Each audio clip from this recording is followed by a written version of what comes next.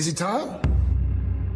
It is time for us to do what we have been doing, and that time is every day.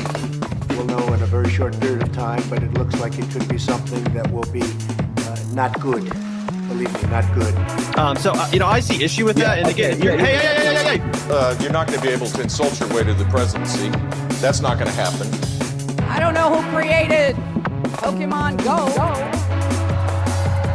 but I'm trying to figure out how we get them to have Pokemon go to the polls.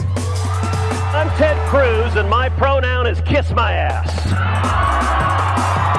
So when you think about it, there is great significance to the passage of time in terms of what we need to do to lay these wires, what we need to do to create these jobs.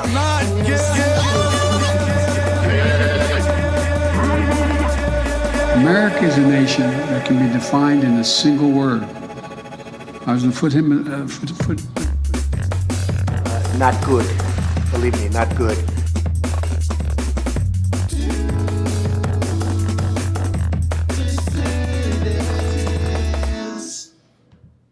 Hello, dissidents. Welcome, one and all, to a Sunday evening edition of the Do Dissidents podcast. Got to give myself some headroom. Not too much headroom.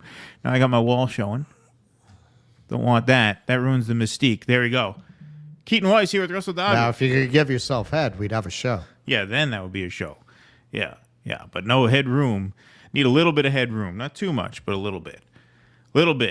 As you can see, Russell is out there in sunny Los Angeles at Casa del Dor, where he will be for the next couple of weeks, right? How many shows are you doing? You're doing 5, right? Till Wednesday? Well, I should say we're doing because I'm working them 6, with you. but I think they're not sure if Jimmy's going to host that Friday or not. But I'll sit in if he's hosting. So Got it. I'll be on the Friday show. Be on next Friday's show. So you are there for a couple of weeks. So you got hosting duties tomorrow, Wednesday, Friday. I'll be sitting in remotely as co-host there. So we got a lot going on this week. First things first, 8:37 in the YouTube chats, YouTube and Twitter combined. So let's take care of that. Whoops.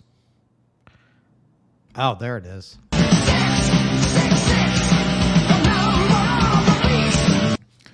Woo. And actually, it looks like Rumble was right there with YouTube. They may have actually beaten YouTube tonight. Rumble is at 694. So we got another headbang.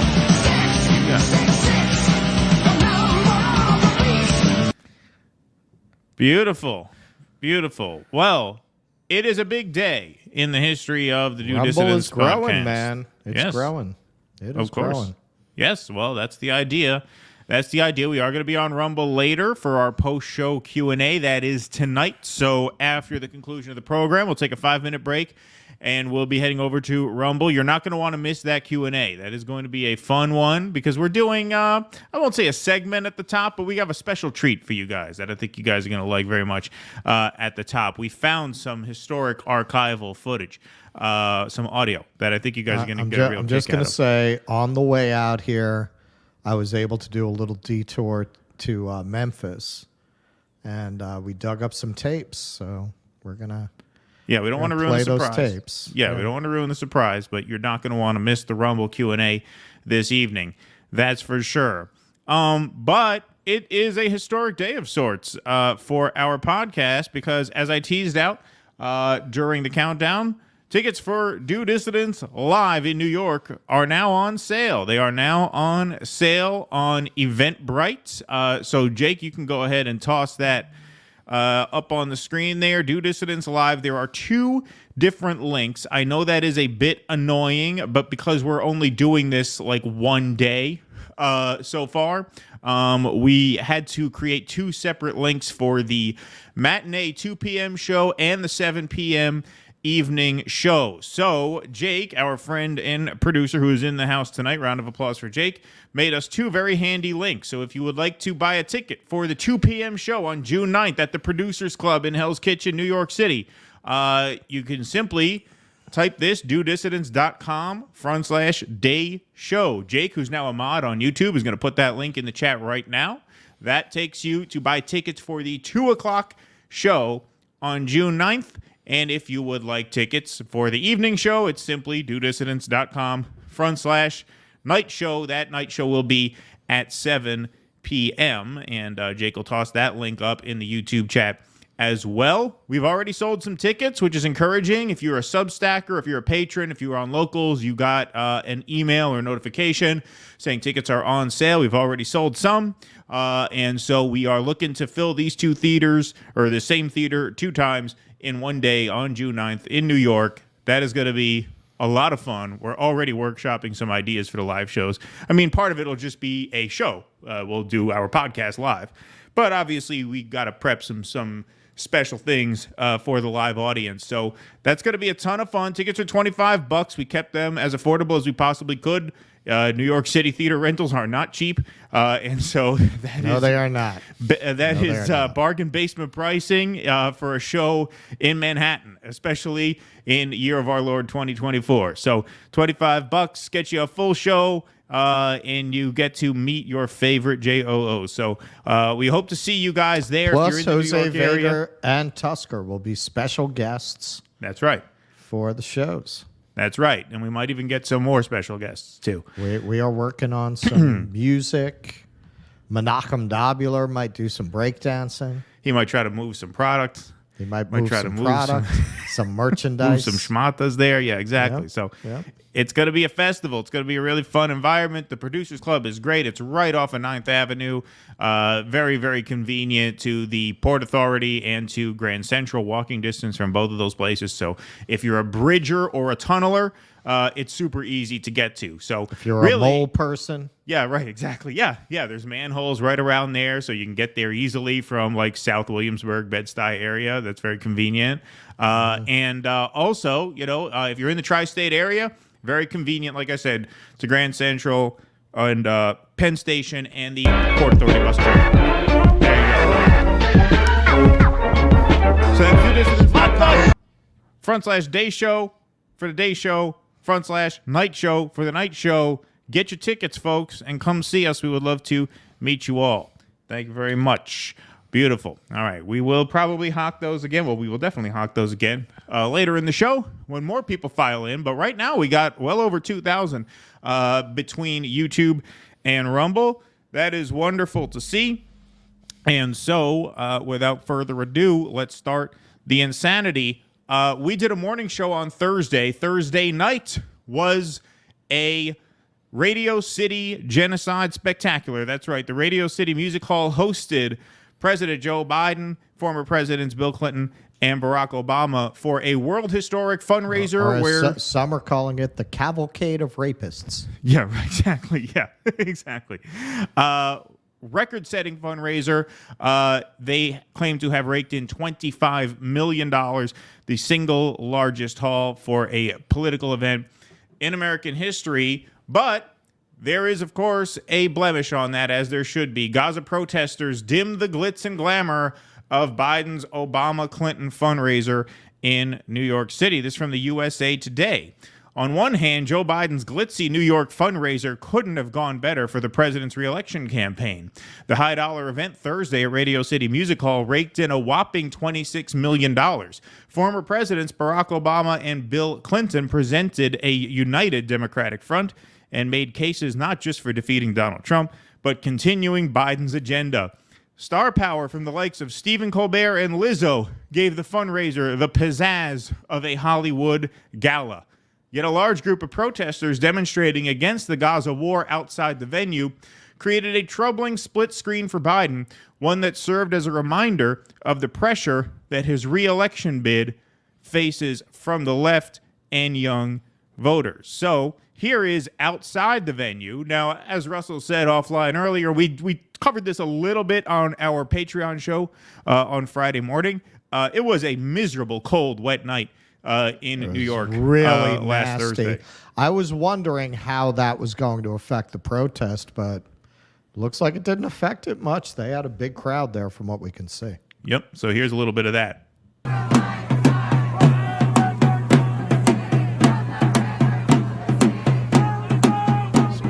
Wait, what are they, all Welsh? They don't even have umbrellas. Yeah.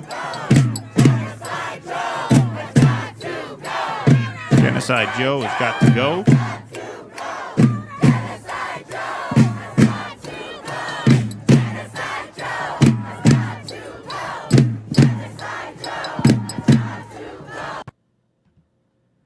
A leading New York pro-Palestinian group within our lifetime was among those organizing protesters billed as the Flood Manhattan for Gaza rally.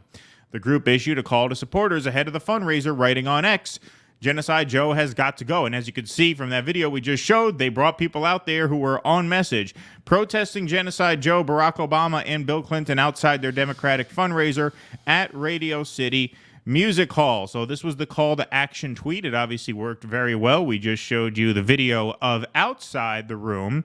However, once the show got underway, Biden, Obama, and Clinton were each interrupted multiple times by Gaza protesters inside the hall, laying bare the unrest within the Democratic Party that hangs over the election.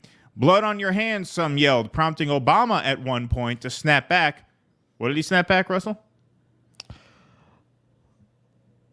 Hang on. I lost my place. Hang on. Where are you at? Obama. All right, never mind. I'll do it. blood on your hands, some yelled, prompting Obama at one point. Yeah, that's what confused me. You're right there. You can't just talk and not listen.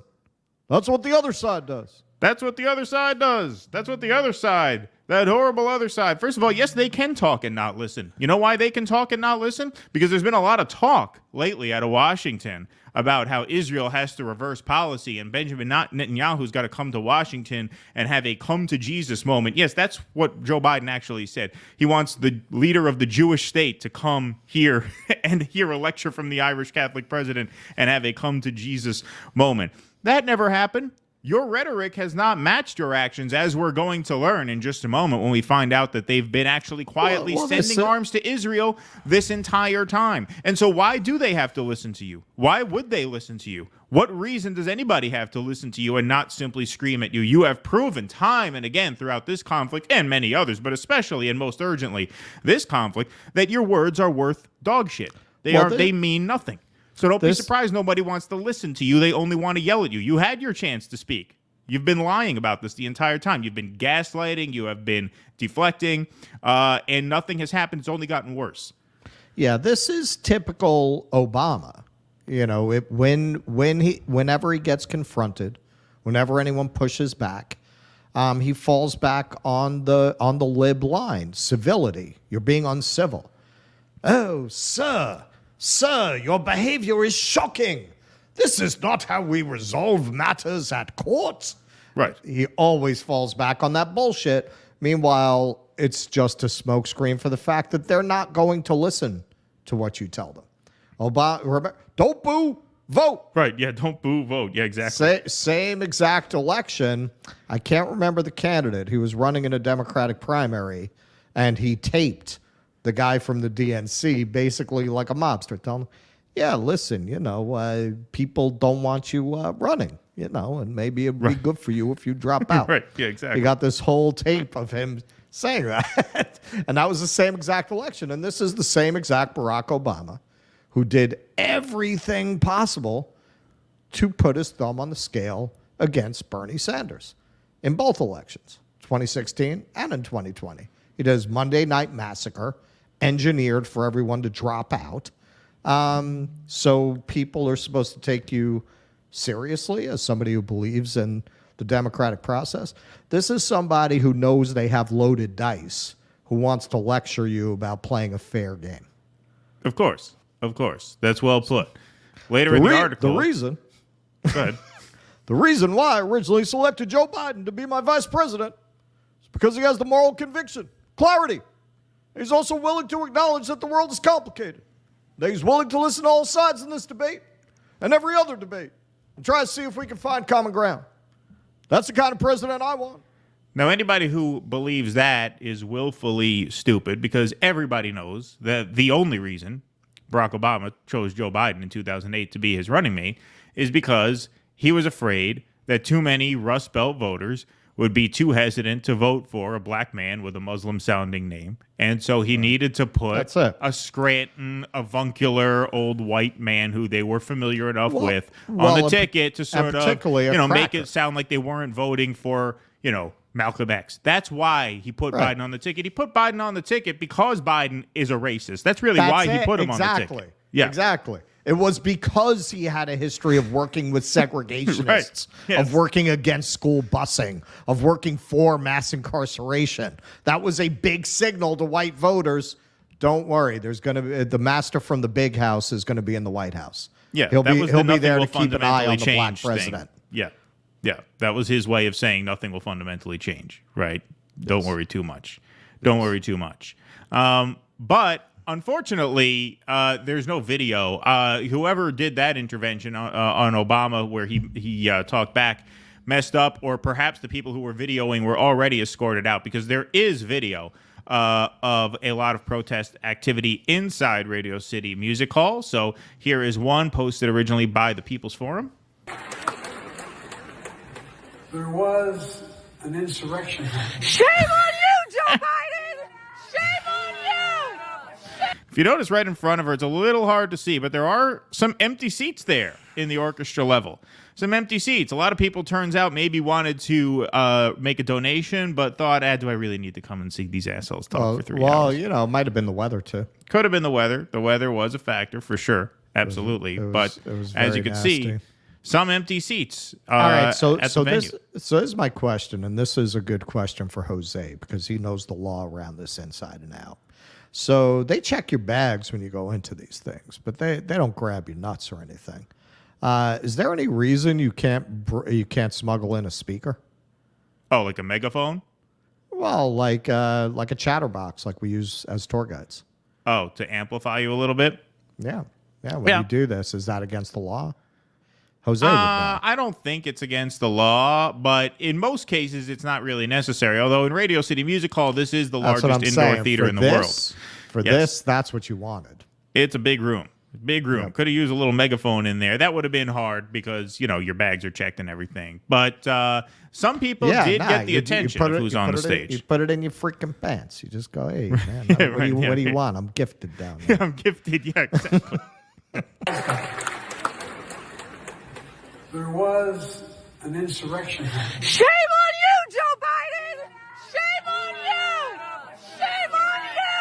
You are funding genocide in Palestine, and no amount of full concern that you do will change the billions that you are doing! There's blood on your hands! Talk about the innocent of Palestinians. This guy is up in the third mezzanine. As longtime and devoted listeners know, my first job when I moved to New York City, because I had some tour guide experience, I was actually a tour guide at Radio City Music Hall for almost 2 full years. And so I'm quite familiar with the theater. This is the third mezzanine. So this is very far away from where they are speaking. And as you notice, the event is able to proceed as if this guy's not yelling. That's how far away he is. Yeah. Because it's such a huge room. That's what I'm saying. For this guy, and they had to pay for this, man, if you weren't going to smuggle in like voice amplification, why bother? Yeah. You annoyed some libs. You did. You did. Maybe a few of them, gummed your ankles on the way out. Yeah, right. Exactly. That's about it. Palestinians are dying right now because of your actions. Palestinians Yeah, see, they keep talking. Shame! Because of what you're doing. Yeah, look at him rousting this kid. You're doing. What is on your Shame. Stop brutalizing him. Stop brutalizing him. Okay, now on the way out after the event got done, and good on these protesters for not only showing up before the event and chanting outside as people were filing in, but good on them for waiting outside all night in that pretty nasty weather, and letting the people who went to the events, letting those in the audience on their way out know what they thought of them for being there. So here's some great video, too. This is afterwards.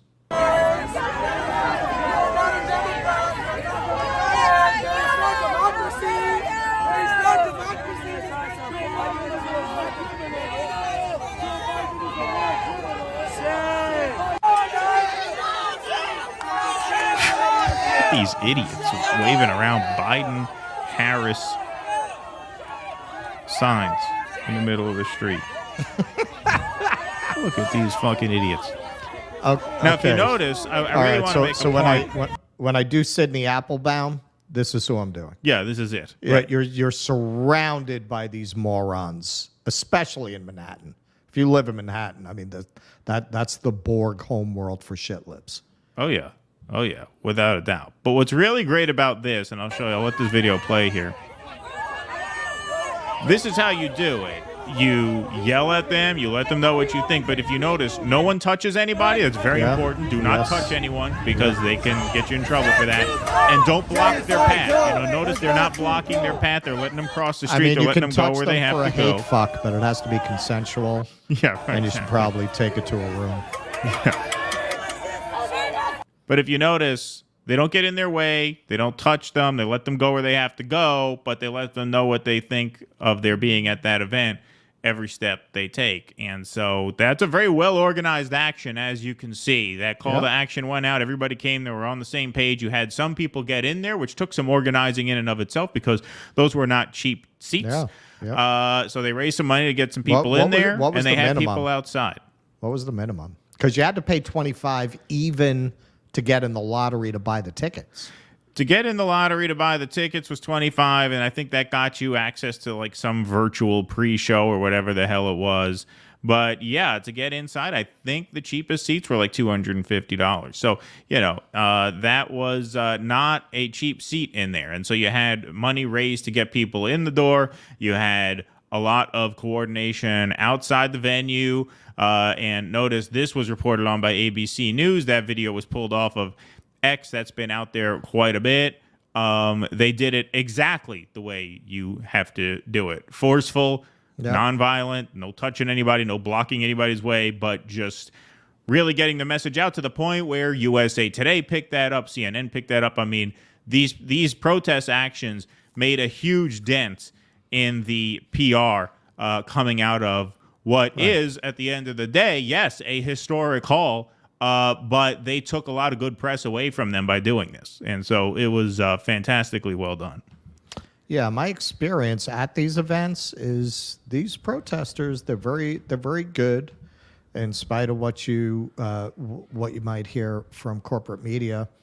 They're very organized, they're very nonviolent, they're very conscious of how they are going to come off. That was my same experience at Bernie events. You would get this, the Bernie bros. Everyone was so conscious that the media was against them that people tended to be self-censoring to make sure they didn't give the media that angle or plausible reason to cover it that way. Oh, yeah. And in this case, they are especially conscious. Especially conscious of that. And that's why a lot of times when you look at coverage of the other side, they're the ones who are really fucking unhinged. They're the ones who do shit where you're like, how did they not get arrested? Why didn't the police do anything? Because they know they can behave that way with impunity. When you're the dissident, you have to be very careful about how you handle yourself at these events. It takes a lot of discipline. Most people are conscious of that.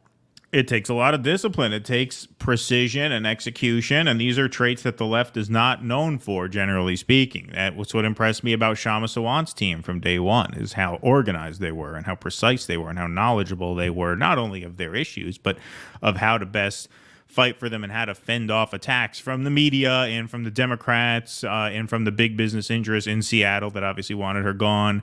So, there are great leaders in these movements, and these protests really show that. I mean, that was extremely well done. That could have descended into a total shit show pretty easily.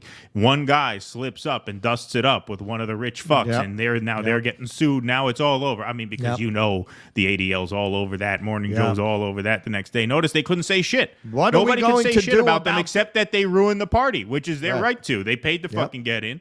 Yep. Exactly. I mean, that is definitely seen now. It's much more visible and much more. These organizations have figured out how to get this kind of thing together. When me and Jose did the Rachel Maddow thing, that would have been great to have people out there because there was only one exit out of that place. Right. And those people, if any people needed to be challenged and confronted, it was that room. So, but I think now there probably would be more protesters outside if something like that were being held. You know, it was very early after October 7th. That was October 17th. That was 10 days yeah, later. Yeah. Like, oh, yeah. now all of this is kind of clicked into place. Oh, there would be now. Yeah. No doubt about that. I think there's absolutely no doubt about that whatsoever. Evan Gerhardt says, what's the difference between a garbanzo bean and my das? My das? What is that? Is that riddle me this, Batman? Yeah, I'm not sure. Oh, I've never seen a garbanzo bean on my face. Oh, so I think you made a typo. Garbanzo bean and my face. So that you've never seen a garbanzo bean on my face. All right. Well, good one, Evan. That certainly accomplished your goal of confusing us. Jack's Page. That's a Zen cone. You were supposed to get enlightened when you read it. Yeah, right. Exactly. Jack's Page said, thanks, Russell, for recommending the new Jim Crow recently. I bought it about a third of the way through. Everyone should read this book. Yeah, that's a huge one. Well, and you know what? The companion to that is on Netflix. Watch the documentary 13th. Yes. Which is very much built around that. We're going to be covering that tonight. We're doing part 2 of Louisiana tonight, and we're going to get into that a little bit, the 13th Amendment. Thank you, Jax. Yes, on the third day after crucifixion, His Majesty Jesus Christ anamorphed into a chocolate rabbit and layeth many eggs upon the earth. He is hatched. Thank you, DC. I was going to tell you we should pull the meme. We should pull the meme, actually. Yes, Russell and I workshopped a good Easter meme. Well, it was actually Russell's idea. But yeah, we came up with a really good Easter. Yeah, Russell had the idea for it. We just kind of workshopped it live on the Patreon show. But I made it after the show. So here, I'll show that right now because we did the Patreon show on Good Friday, which Russell deemed fuck around day, and then Easter Sunday as find out day. So yeah, this is what we came up with. Here. That's very good. And actually, Ellen handed out laminated versions of that to her congregation. Yes, exactly. They were signed versions. By the way, thank you, Ellen, for buying a ticket and coming to New York to see us. That's great. That's amazing. That's amazing. So thank you very much for that. We appreciate that. Let me take that off the screen. I just got a text from Jose reminding me that Diane Sayre was one of the interveners. Yes, she was. Diane Sayre, Jose's partner there, was one of those who was dragged out of the music hall. She was actually on the ground floor in the orchestra level, it looked like. I pulled that video. I don't know what happened to it. I thought I had that in the queue here, but I don't see it anymore. I saw it when you were in the pre-show. Yeah, it was in the pre-show. I don't know what happened here. Let me see if I could show Diane to give you guys a sense of this. Yeah, here she is. So here's Diane Sayre getting dragged out as well. This was on the orchestra level.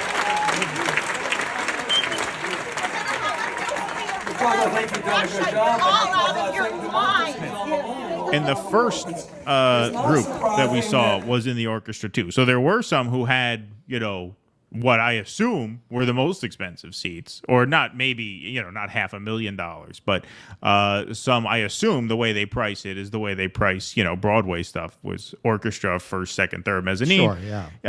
That just kind of stands to reason. But there's Diane Sayre there. By the way, as we said, folks, Jose will be joining us at those live shows. He'll be on our panel, so that is awesome. We got a couple tickets came in off of that first plug, and we'll give it another plug as we get some more people in here. Thank you, DC, for that. Sparky, happy Easter, Christ is King. Oh, sorry, fellas, I forgot. It's all right. No offense taken, Sparky. This isn't the Daily Wire. Yasim Miller just wanted to say thank you for the $20. It's very kind of you. Just wanted to say that Erdogan had his worst defeat on the local elections in Turkey today. His party became the second party on the map 22 years later. This is a major victory for democracy. Such a relief. Thank you, Yasim. Yeah, I think we'll be doing that on Jimmy's show tomorrow. Yeah, this is one of those weeks where we're going to be toggling back and forth. So that's going to be what's nice about it is there are always more shows, more stories than we can cover. When we have Jimmy's show, we can kind of cover everything, sort of. Yes. You can never cover everything, but you get 2/3 of the way there. Yes. Now we have way more.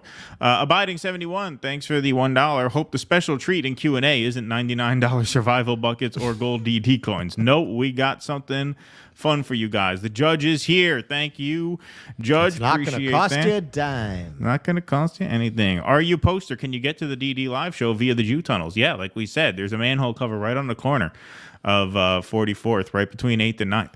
Right outside what used to be a great little Vietnamese pho or pho soup place. I don't know if that's there anymore, but the manhole is still there. I used to take the manhole there. I used to take the sewer there. I just come right up, go get some soup, go back down. Keaton left the mole people. He actually had to learn grammar and math at the age of 26. Yeah. Exactly. Amanda was his tutor. That's how they met. That's how we met. Exactly. That's how it went. She worked for an organization that rehabilitated Jewish mole people. Right. Exactly. The U.S. government, the best government money can buy. Thank you, Scott George. Thank you, Sparky. You, sir, are not a gentleman, Barack Obama. Probably. Thank you very much. Thank you very much. DC. Oh, is Diane Sarah in the chat herself? Hey, Diane. Shout out to you. Congratulations and thank you very much for being there, Radio City. If you were there, Jose just texted me to make sure I got your shout out in. I apologize. I thought I loaded it in. I must not have loaded it in properly, but glad I could find it anyway in a pinch. Thank you, DC, for that. Diane Sarah said the donated ticket for entry was $1,000. Wow. Holy shit. Wow. Really? Wow. Well, I'm certainly glad I played the video now. I would hate to not play that if it cost that much. Thank you very much. Seriously, that's an investment. What was Maddow, 50? Yeah, Maddow was 50. 50, and you got a book. They stole my book, though. Yeah, and you got a book, but they did. Fuck your book. They stole it. Fuck your book. Fuck your book. So funny. Jose get it? Did Jose keep his book? I don't think so. I don't know. All right, so let's go to segment number 2. Part of what makes Biden's rhetoric from Biden's actions, such a glaring disparity was really brought to light this week as we find out here from Washington Post. U.S. signs off on more bombs and warplanes for Israel. Washington Post, the Biden administration in recent days quietly authorized the transfer of billions of dollars in bombs and fighter jets to Israel, despite Washington's concerns about an anticipated military offensive in southern Gaza that could threaten the lives of hundreds of thousands of Palestinian civilians. The new arms packages include more than 1,800 Mk-84 2,000-pound bombs and 500 Mk-82 500-pound bombs, according to Pentagon and State Department officials familiar with the matter. The 2,000-pound bombs have been linked to previous mass casualty events throughout Israel's military campaign in Gaza. These officials, like some others, spoke to the Washington Post, on the condition of anonymity. That's something we've heard a lot throughout this whole thing, because recent authorizations have not been disclosed publicly. The development underscores that while rifts have emerged between the United States and Israel over the war's conduct, the Biden administration views weapons transfers as off limits when considering how to influence the actions of Prime Minister Benjamin Netanyahu. We have continued to support Israel's right to defend itself, said a White House official. Conditioning aid has not been our policy. 4 Hamas battalions remain in Rafah, say U.S. and Israeli officials. More than 1.2 million Palestinians have sought shelter there after being forced from their homes during Israel's extensive bombing campaign over the past 5 months. Biden suggested that a scorched earth invasion of the city along Gaza's border with Egypt would cross a red line for him. And yet Barack Obama is really indignant that people talk but don't listen anymore. Right? Biden requested that Netanyahu send a team of security officials to Washington this week to listen to U.S. proposals for limiting the bloodshed. Netanyahu canceled the visit, we covered this on a previous show, after the United States refused to veto a United Nations Security Council resolution that called for a temporary ceasefire in Gaza and the release of hostages, but which did not condemn Hamas. Israeli officials have not allayed U.S. concerns about the impending operation in Rafah, but they agreed to reschedule the meeting in Washington, the White House said. The increasingly public spat has not dissuaded Biden from rushing weapons and military equipment into the conflict. Last week, the State Department authorized the transfer of 25 F-35A fighter jets and engines worth roughly $2.5 billion, U.S. officials said. The case was approved by Congress in 2008. So the department was not required to provide a new notification to lawmakers. The MK-84 and MK-82, those are the 2,000-pound bombs and the 5,000 and the 2,000 and the 500-pound bombs, authorized this week for transfer, were also approved by Congress years ago, but had not yet been fulfilled. Washington's marginalization on the world stage over its support for Israel has rankled some Democrats in Congress, some of whom have called for more transparency in arms transfers and raised questions about whether the authorization of older unfulfilled cases is an effort to avoid new notifications to Congress, which could face scrutiny. You think? Yeah. Yeah. You think? You think that's why they haven't said anything about this? They've been saying this is a red line. You can't do this. Meanwhile, they've been shipping them what they need the whole time. And as we read more, you'll get even angrier. When asked about the transfers, a State Department official said that fulfilling an authorization from one notification to Congress can result in dozens of individual foreign military sales cases across the decades-long life cycle of the congressional notification. As a matter of practicality, major procurements like Israel's F-35 program, for example, are often broken out into several cases over many years, the official added. The 2,000-pound bombs, capable of leveling city blocks and leaving craters in the earth 40 feet across and larger, are almost never used anymore by Western militaries in densely populated locations due to the risk of civilian casualties. Well, the most moral army in the world has use for them. Isn't that true? Israel has used them extensively in Gaza, according to several reports, most notably in the bombing of Gaza's Jabalia refugee camp on October 31st. UN officials decried the strike, which killed more than 100 people, as a disproportionate attack that could amount to war crimes. Israel defended the bombing, saying it resulted in the death of a Hamas leader. That was the interview that Wolf Blitzer did. It killed a Hamas leader. Killed one. We've been thinking about this all wrong, Keaton. Yeah. That was the strike. That was the episode where Wolf Blitzer, dressed all in white, interviewed the Israeli guy who had the Scottish accent for some weird reason. Notice you haven't seen that guy way since. after Labor Day. Yeah, way after Labor Day too. Yeah, and you notice you haven't seen that guy since. Since that guy tanked that interview, they got him off the TV. Well, they fed him to Count Morlock. Right. Yeah. The Post reporting on the new weapons authorizations follows a visit to Washington by Israeli Defense Minister Yoav Gallant this week, in which he requested that the Biden administration expedite a range of weaponry. So they did send a guy there who did ask for more weapons. Yoav Gallant, by the way, he's the human animals guy. He's the guy who went viral immediately after October 7th, saying they are human animals. That guy went to Washington this week. Moral army. Yeah. He was just in Washington. Did anybody know that? I didn't know that. I didn't know that until I read this. General Charles Q. Brown, chairman of the Joint Chiefs of Staff, told reporters Thursday that Israeli officials have been asking for weapons they consider important in pretty much every meeting he has been in with them. Israel has, quote, not received everything they've asked for, Brown said. The United States has withheld some, he said, either due to capacity limits or because U.S. officials were not willing at the time. Brown did not identify the weapons. Hours later, the Pentagon clarified Brown's remarks, highlighting the issue's sensitivity. Navy Captain Jerial Dorsey, a spokesman for the general, said there has been no change in policy and that the United States assesses its stockpiles as it provides aids to partners. The United States continues to provide security assistance to our ally Israel as they defend themselves. Blah, blah, blah. So there you have it, folks. There you have it.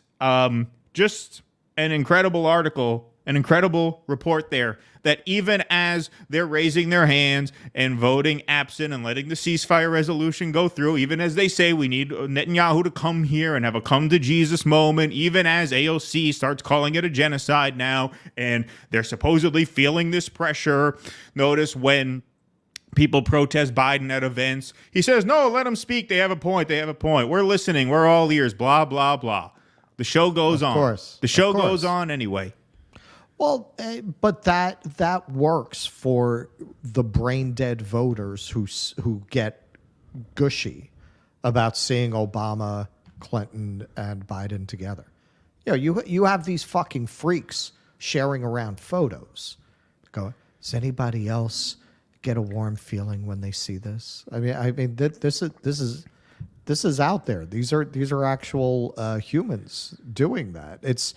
That's who they're talking to. Those are the only people they're talking to. If you eavesdrop on the libs, as I do from time to time, they're in a parallel universe. They're having a whole conversation about this problematic phenomena of these wrong-headed people who want to subvert democracy by electing a dictator, and just trying to analyze it purely from that perspective. Well, democracy is messy, and some people don't have the patience for it.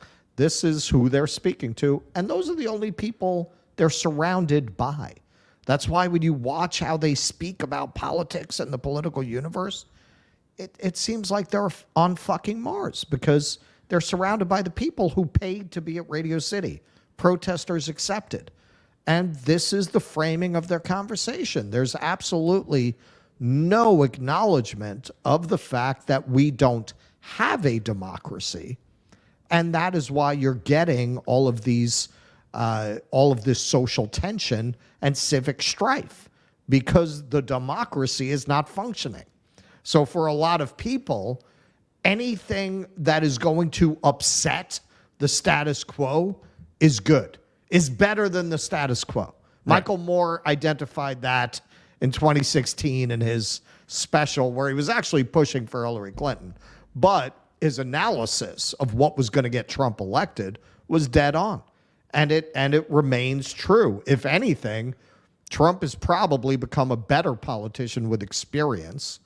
He sounds a little more like he knows what the fuck he's talking about than he did the first time around, which is not an endorsement, but I have noticed he seems to understand policy a little more. Whereas the first time it was just, I mean, he's been in the White House. He got a crash course in it. Some of it. Yeah, right, exactly. Right? Yeah. Whereas the first time would just be like, yeah, it's going to be a big, beautiful healthcare plan. You're going to get tired of winning. You get tired of winning. He still does that, but he actually is able to articulate a more, fleshed out position on a lot of things than he did in the past. I would say he's a better candidate than he was in 2016, where it was just clearly nothing but a brick through the window. And now look who he's running against. Genocide Joe. People who are still, and again, if you eavesdrop on the libs, man, Trump is evil. Trump shared a video where Joe Biden is hogtied. Okay. All right. Well, so what are we going to do about Chelsea Handler? Chelsea Handler shared a photo of Trump decapitated. Right. I don't see her driven out of. No, you're not talking about Chelsea Handler. Society. You're talking about the other one. You're talking about the one with the red hair.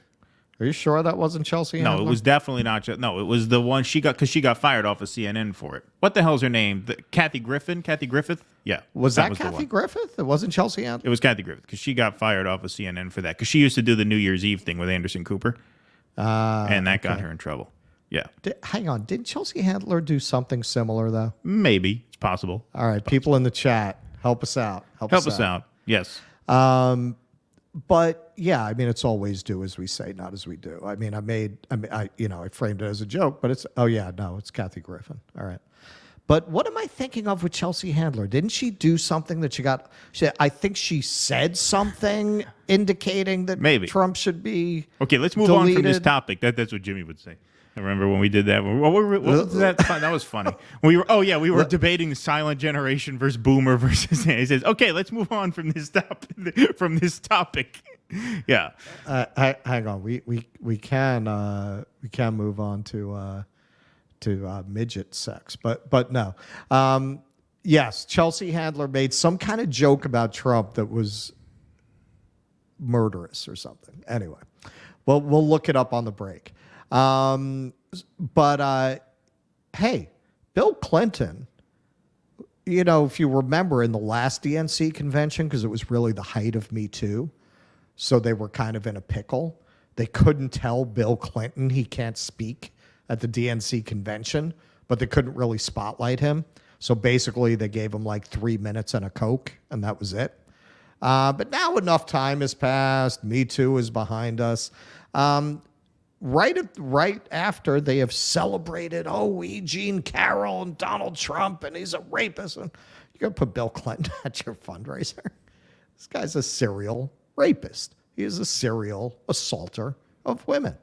Even if you don't believe Juanita Broderick, and hey, if you believe E. Jean Carroll, there's absolutely no reason you shouldn't believe Juanita Broderick. She certainly has at least as much, if not more, evidence than E. Jean Carroll has. And this accusation did just come out when Hillary started running. This goes back to 99. I think NBC News first broke that story. It's okay for him to be on a stage. Joe Biden. I mean, Tara Reid had more evidence than certainly Jean Carroll had against Donald Trump. So at this point, and you see it in the numbers, like who's left who can take this? Lizzo. Why do they have Lizzo on stage? She's disappeared because it came out that she was being horribly abusive to her dancers. Ironically, fat shaming them. So why is she on a stage?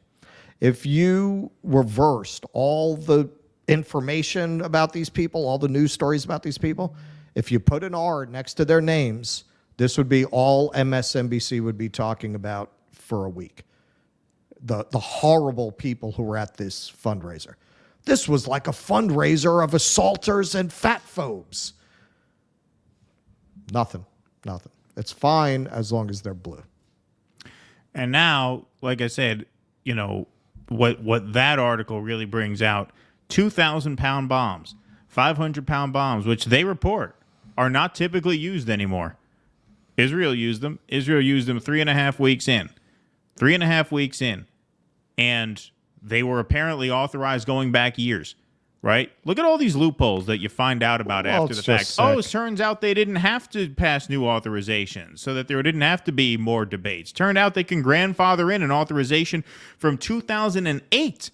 2008, 16 years ago. 16 years ago, they can invoke an authorization of weapons shipments from 16 years ago into a situation right now without calling a vote on it?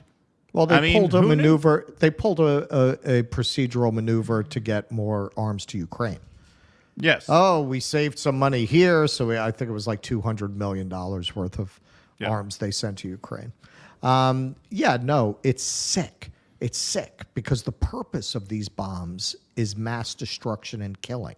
Yes. So on the one hand, yes, you're allowing, not even voting for it, you're allowing a ceasefire vote to get through the UN finally, to try to placate some Muslims in Dearborn who I think are a little smarter than that.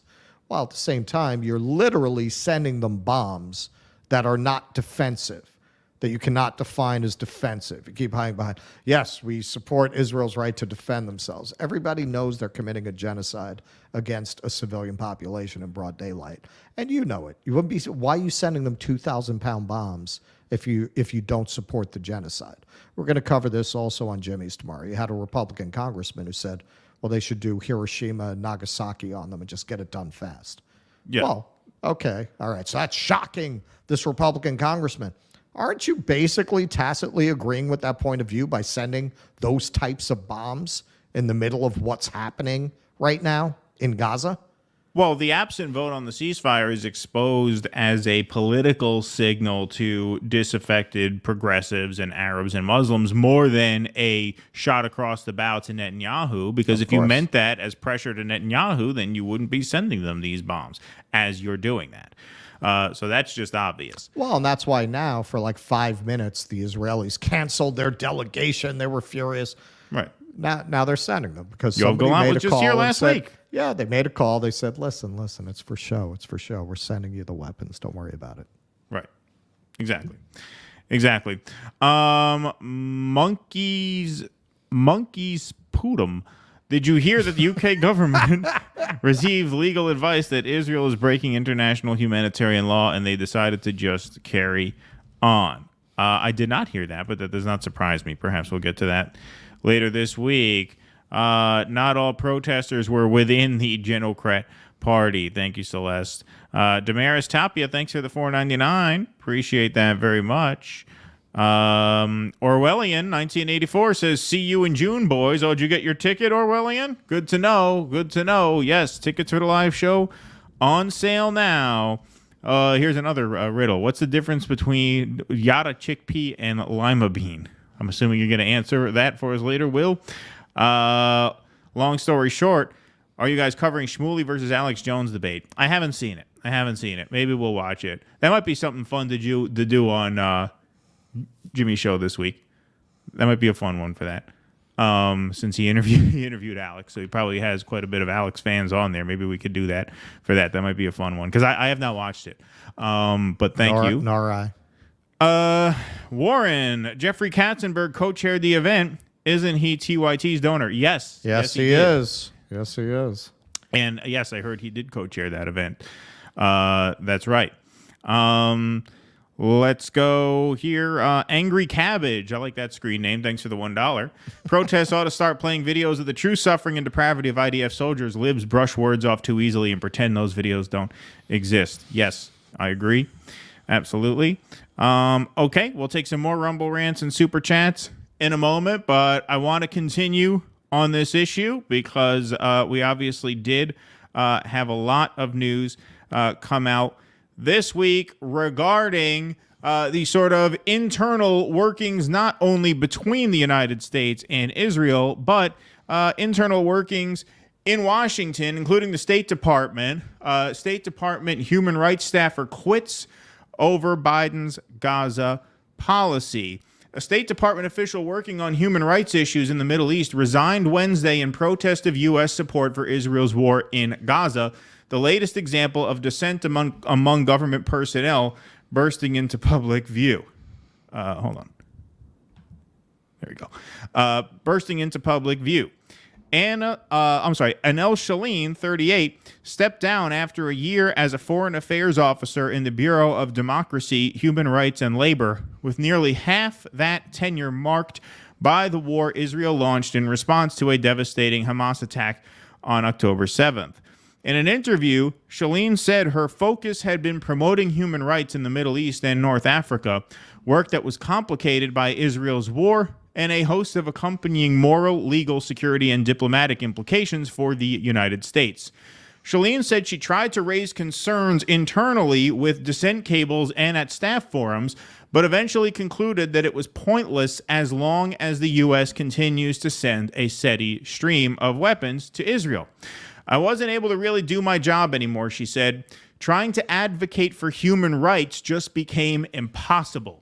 Shaline's departure is the most significant protest resignation over the Gaza conflict since the exit of Josh Paul, who was a senior State Department official involved in arms transfers to foreign governments. That was a huge story when it came out That's how fast last it year. takes for a guy. It was an accident. In a statement to the Washington Post, Paul commended Sheline for her decision, noting that she is leaving a bureau tasked with championing universal values, including respect for the rule of law, democratic institutions, and human rights, according to the State Department website. When the staff of that bureau feel there is no more they can do, Paul said, it speaks volumes about the Biden administration's disregard for the laws, policies, and basic humanity of American foreign policy that the bureau exists to advance. Sheline said she had planned to leave quietly, telling her bosses it was over Gaza, but decided to speak up at the request of colleagues who told her they wanted to resign, but couldn't because of financial or family considerations. See, what she's saying is there are a lot of people who want to quit, but this is their gig. This is their gig. And if you quit the State Department, it's not like quitting, McDonald's where you can get hired at Burger King across the street. You quit a gig like this, you make yourself an enemy of the people who can get you the next gig. That's how politics works. It's all about setting yourself up for the next gig. And so if you quit this one, and they know why, they don't invite you back. And there goes your career. There goes your livelihood. That's why it takes a lot of courage for people to leave these organizations, whether it is a political party, whether it is a department of the government, because you basically take yourself out of the ecosystem that you were counting on to feed you and feed your family and send your kids to college, right? Like that's what it takes to leave a situation like this. So she says there were people who want to but can't, and because of that, she felt the need to speak out. So she said that despite the support she has received at the State Department, there are plenty of people who wouldn't agree with my point of view. At internal listening sessions on the war, she said, some employees stand up and say, I appreciate everything the U.S. government and State Department are doing for Israel, and I really support it. Those comments typically get pushback from others in the audience, she added. So here she is on Democracy Now! In a pretty powerful moment here. So let's take a look. I wanted to quote further what you've said in explanation of why you're resigning. You said you're haunted by the final social media post of Aaron Bushnell, the 25-year-old U.S. Air Force serviceman who self-immolated in front of the Israeli embassy in Washington on February 25th. You quote him, many of us like to ask ourselves, what would I do if I was alive during slavery or the Jim Crow South or apartheid? Hold on, let me just back that up. Like to ask ourselves, what would I do if I was alive during slavery or the Jim Crow South or apartheid? What would I do if my country was committing genocide? The answer is you're doing it right now. If you can explain what that meant to you and how people have responded to you. Sorry. I, you know, that post, I think spoke to me and many people who had to really look at what they were doing and whether, you know, for me, I have a young daughter, and I thought about in the future, if she were to ask me, you know, what were you doing when this was happening? You were at the State Department. I want to be able to tell her that I didn't stay silent. So, you know, I said a few shows back, everybody has a limit. Even people like this sometimes show they have a limit as to what they can take and what they can't. In an interview on MSNBC, she mentions... Not everyone. Mark Regev has no limit.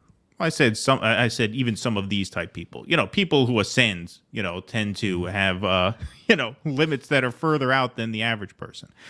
But, you know, she said in an MSNBC interview that she felt that what Biden was doing by supporting Ukraine was really bolstering America's standing throughout the world, and how that really demonstrated a commitment to human rights. Just totally insane. The total opposite has happened. The world has rallied against us, not wholly because of that, but a large part of why BRICS has emerged as this major player on the world stage is because of the Ukraine war. So you can be totally delusional on that issue, totally wrong-headed on that issue, but still have the humanity in you to realize this is too far for you. This is what I mean when I say most ordinary people have a limit as to what they can take and what they cannot take, to the point where even a high-level State Department operative like this, who is just drowning in Kool-Aid when it comes to Russia, Ukraine, and NATO expansion and the post, you know, Cold War unipolar world that we have tried to build,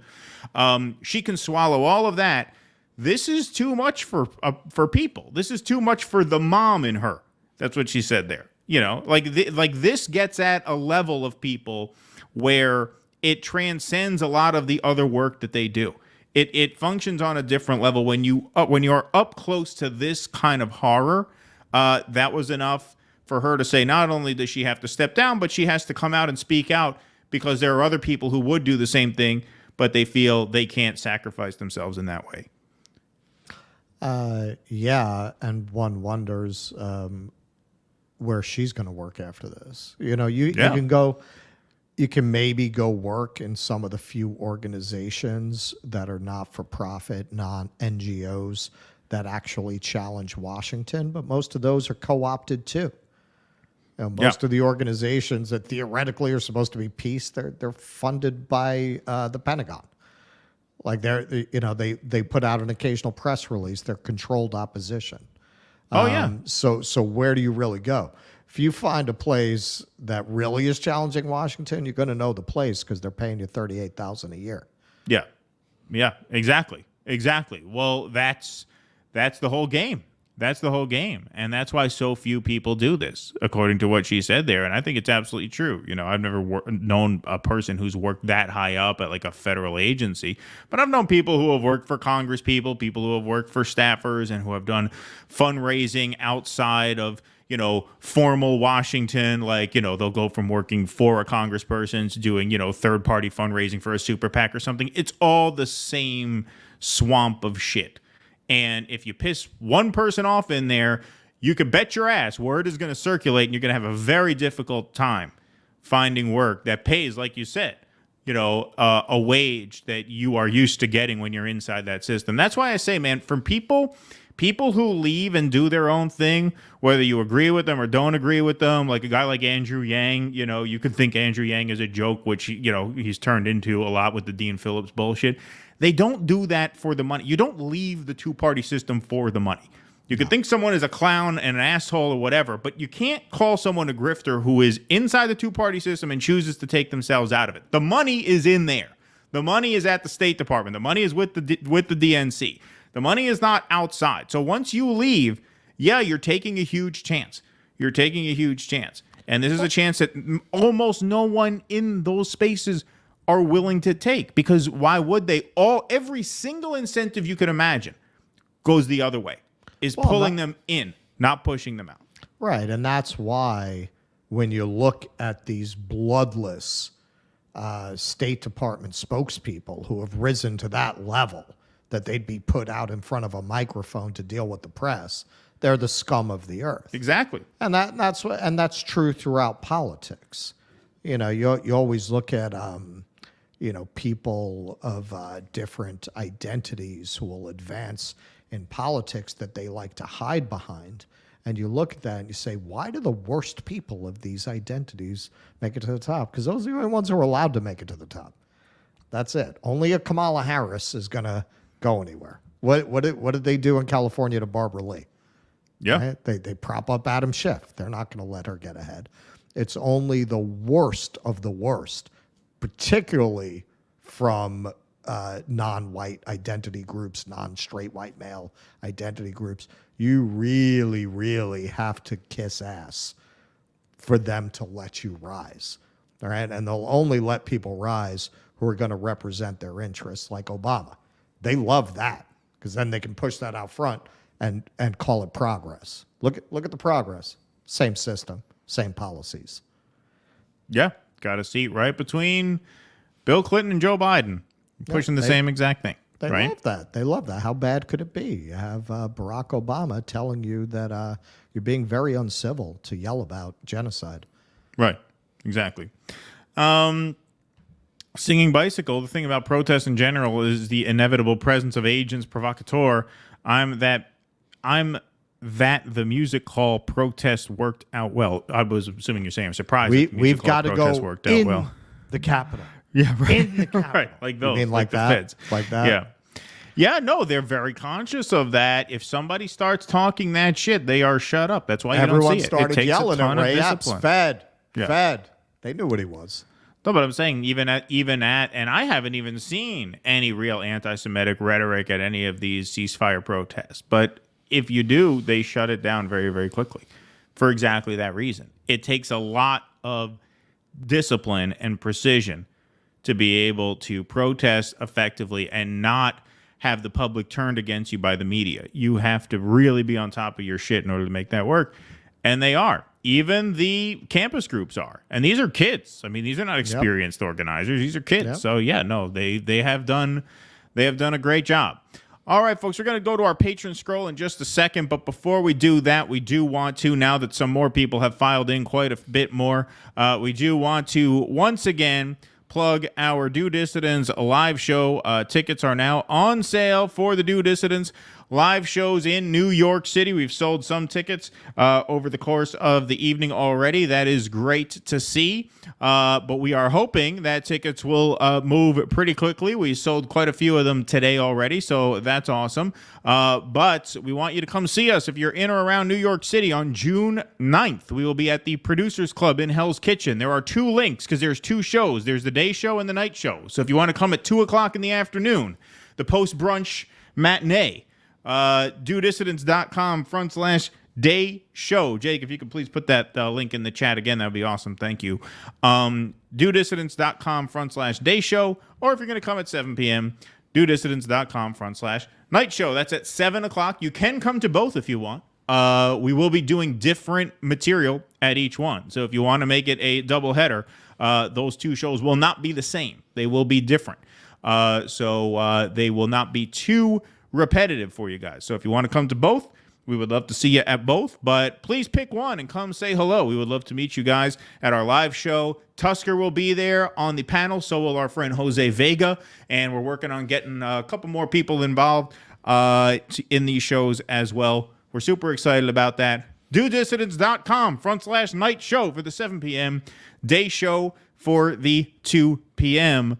Thank you very much, and we hope to see you in New York City. Those are going to be quite a bit of fun. We should tear it up pretty good over there. And part of the reason why we are able to do this full time, part of the reason why we have time to put these things together, is because of our patrons. So if you'd like to become a Patreon member, you can go to patreon.com/DueDissidents. Perks of joining are your name up in lights here on the scroll.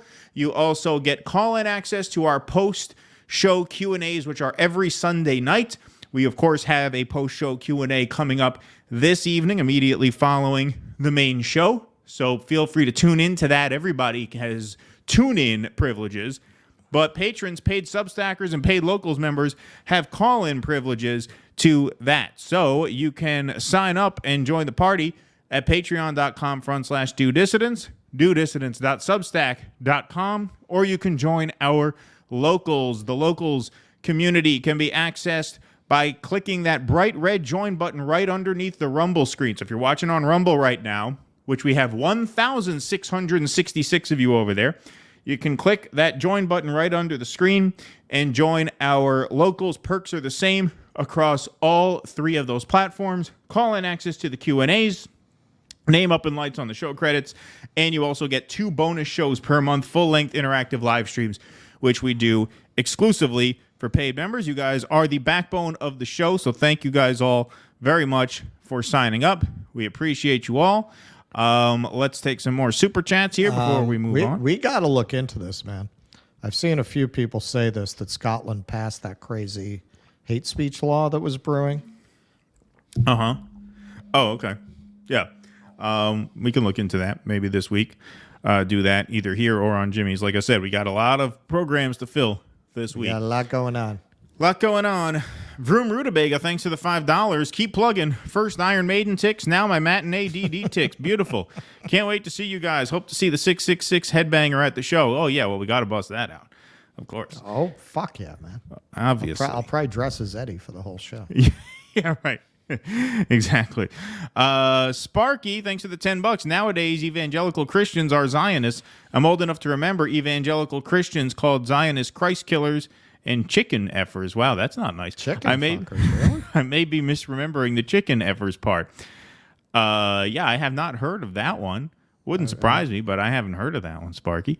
Look, they may be genocidal, but there's a limit. Yeah, right. Yeah, everybody has a limit, as I said. All right. Angry Cabbage, I get a warm feeling seeing Obama, Clinton, and Biden together like a cat would get a warm feeling from seeing a goddamn T-Rex. Yeah. Thank you for that. Look, I don't know why I do it. Like, I really try. The last libs that I have access to their conversations, I really try not to respond because I don't want to lose all of my access. But sometimes I just can't resist when I see things like that. It just makes me crazy. Oh, yeah. Yeah, for sure. If Gaza were a wildlife refuge and we were seeing similar images over the past months, wildcats blown to pieces, starving, etc., how would U.S. leadership behave towards Israel? That's a good point. That's a good point. As we're going to show. It was coming right at us. Yeah. Well, as we're going to see, actually. That's actually, all right. I'll leave it. I will remember that comment when we do our fifth segment of the evening, actually. But thank you, Bonzo Beans. Oh, okay. Winnetou Livre, Chelsea Handler called Ivanka the C word, and everybody went crazy. Go figure. Was that what she did? Was that it? I thought she said something like violent towards Trump or threatening towards him. I'm not sure.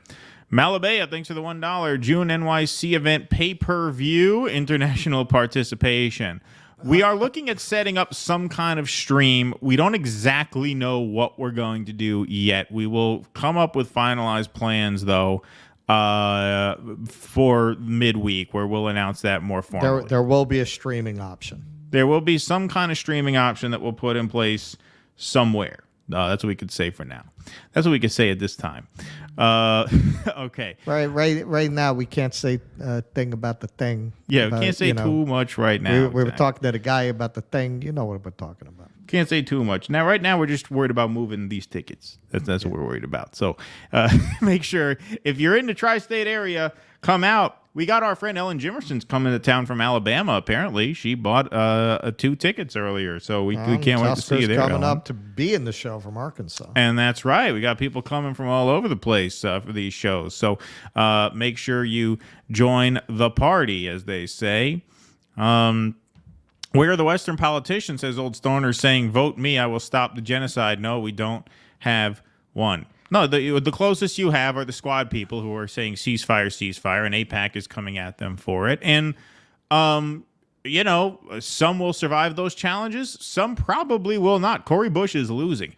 Jamal Bowman, I don't know what the polls are in his district, but that is not going to be an easy district to win. No, with a ceasefire platform. Isn't he Upper West Side, Jamal? No, he's not Upper West Side, but he is some of the Bronx, but a lot of Westchester, which, Westchester, that's tough for a ceasefire candidate. That's a tough district for an anti-genocide platform, Westchester County, for sure.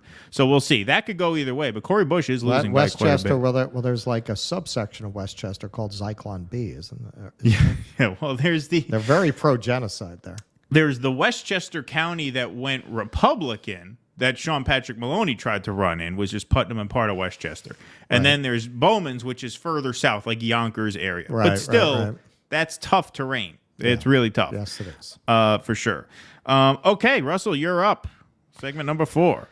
All right. So this is the promised second part of Louisiana with lots of multimedia here and some video that I actually shot in New Orleans. So let's start with this bit of horrific news. So, in the first part, we covered that Louisiana, which is already one of the most incarcerated states in America, which makes it one of the most incarcerated places on earth, just decided to pass a crime bill expanding incarceration. And part of that crime bill was bringing back the electric chair and lethal injection. So Louisiana has a beloved electric chair known as Gruesome Gertie that right now is in a museum but may come back into service. The big chair rests on a museum pedestal, the haunting centerpiece to a display on Louisiana's abundant history of state killing. She stands more than 5 feet tall and a yard from ankle cups to back, less chair than throne in polished oak, leather straps, and buckles. There's nothing electric about her until the head cover comes on.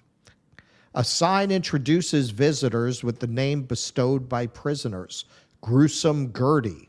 On a nearby wall are the faces of the last 20 men who sizzled to their deaths while belted in, slightly reclined. Once the object of death row nightmares, Louisiana's infamous electric chair is a relic of a time long past and come again. I'm going to tell you all a fun fact. You know why it's an electric chair? It was invented by a dentist from Buffalo. So he thought in terms of putting them in a chair for it. Interesting. Yeah, true story. Whether Gertie herself will be called out of retirement is a question that Louisiana corrections officials declined to answer last week after state lawmakers passed a bill including electrocution and nitrogen gas on a new menu of execution methods. On Thursday, a lone visitor approached gruesome Gertie in silence, as most do, said Catherine Lokelt, director of the Tidy Museum outside the gates of the Louisiana State Penitentiary at Angola. Nobody really talks much about it, she said. It's kind of a somber thing. Do you think? A few hours earlier, lawmakers in Baton Rouge were hurling biblical passages across the Senate floor before the vote to add high voltage and gassing alongside a lethal drug cocktail. Landry sat in the gallery with loved ones of violent crime victims for the debate. If he signs it, and he did sign it, by the way, this is earlier, Louisiana will become the 9th state to make electrocution legal in at least some scenarios, according to the Death Penalty Information Center. Unlike elsewhere, Louisiana's pending law would leave the choice among those 3 execution methods to the state corrections secretary. A request for comment from Secretary Jimmy LeBlanc on his preference went unanswered. A Department of Corrections spokesperson declined to comment on logistics, referring questions to Landry's office, which did not respond Friday. Legal challenges like those that helped usher gruesome Gertie into retirement 33 years ago after a half-century of on and off-again killing figure to keep things historical, at least for now. The chair hasn't been totally dormant, finding new life as a movie prop. Sean Diddy Combs, in happier times, settled into Gertie for the 2001 drama Monsters Ball. Foreshadowing, we call that in the business. In 1990, the prison magazine, The Angleite, published photos of burns over the body of Robert Wayne Williams, whose 1983 execution marked Gertie's return to the death row stage after 22 years. News reporters saw smoke rise from Williams' leg and temple, though a state expert later claimed it was vapor from the sponges placed under electrodes on the condemned man's head. Legal challenges helped pressure the pivot to lethal injection at a time when death row held 33 condemned prisoners, less than half its current population. During World War II, electrocution replaced the gallows in Louisiana, the latter having been deemed too barbaric. Gertie was built in the early 1940s to go mobile, modeled after a portable electric chair in Mississippi, according to news accounts. Tested on a goat, the chair came with a truck and a generator and traversed Louisiana under a law that required executions to be held in the parish where the crime was committed. According to a 1990 Angleite story, Gertie traveled 56 times from the prison in its first 15 years. The botched execution of teenager Willie Francis in 1946 may have contributed to a decision to keep the chair and its use inside the prison. Francis was 15 when he fatally shot Andrew Thomas, a druggist, on Main Street in St. Martinville and stole $4 and a watch, a jury found. He was 16 when sentenced to death and 17 when the state first tried to kill him. Quote, I saw the executioner turn on the switch, and I saw his lips puff out and swell, his body tensed and stretched. I heard the one in charge yell to the man outside for more juice when he saw that Willie Francis was not dying, and the one on the outside yelled back that he was giving him all he had, an official witness recounted in an affidavit in court records. Then Willie Francis cried out, take it off, let me breathe. Then they took the hood from his eyes and unstrapped him. The state called the problem a latent electrical defect, and an appeal based on the aborted execution failed.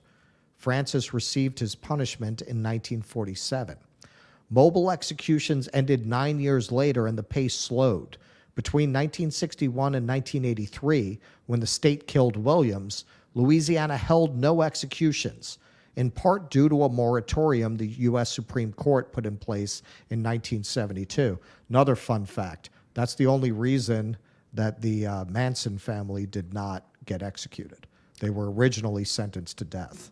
Another fun fact, Russell wanted to open the live show with this story. I said, no, let's do it tonight. This is too much of a downer for the live audience show. Not only did I want to do it for the live show, I wanted to do it while sitting in a facsimile of Gruesome Gertie. Yeah, he wanted to do props, and I said that's going to be too involved. It is too much of a downer. Let's just do it now. Yeah, this is you talk about fucked up. You talk about, there was a story very quickly. I won't take up too much time. I went to a surprise party for a family member on Saturday, and there's a guy there who's a sweet guy who says he listens to our show. I don't really believe him because if he did, he wouldn't like me as much as he does. He wouldn't like me as much as he does if he did. But he's a really nice guy. But he said, look, we have to vote for Biden. We have to save the country, and then we'll work towards. Watch us. No. But he said we have to save the country, and so this is like a story like this, among many others, among countless others. It seems nowadays, this is what brings out why I told Thomas Frank what I said. Fuck the country. Why do we have to save the country? Why? What is the moral case for saving this country from its inevitable fate? What is the moral case for investing in the betterment of this country on these terms? That's not to say you don't take care of each other. I'm for mutual aid. I'm for building a new system when this crumbles. What is the moral case that you can make when reading stories about this, when reading stories about shipping 2,000-pound bombs to Israel without the public knowing? At least they didn't want the public to know. Like, what is the moral case for redeeming a nation like this? None. I'm sorry, zero. Anyway, go ahead. Yeah, well, this story's going to reinforce your case before we're done.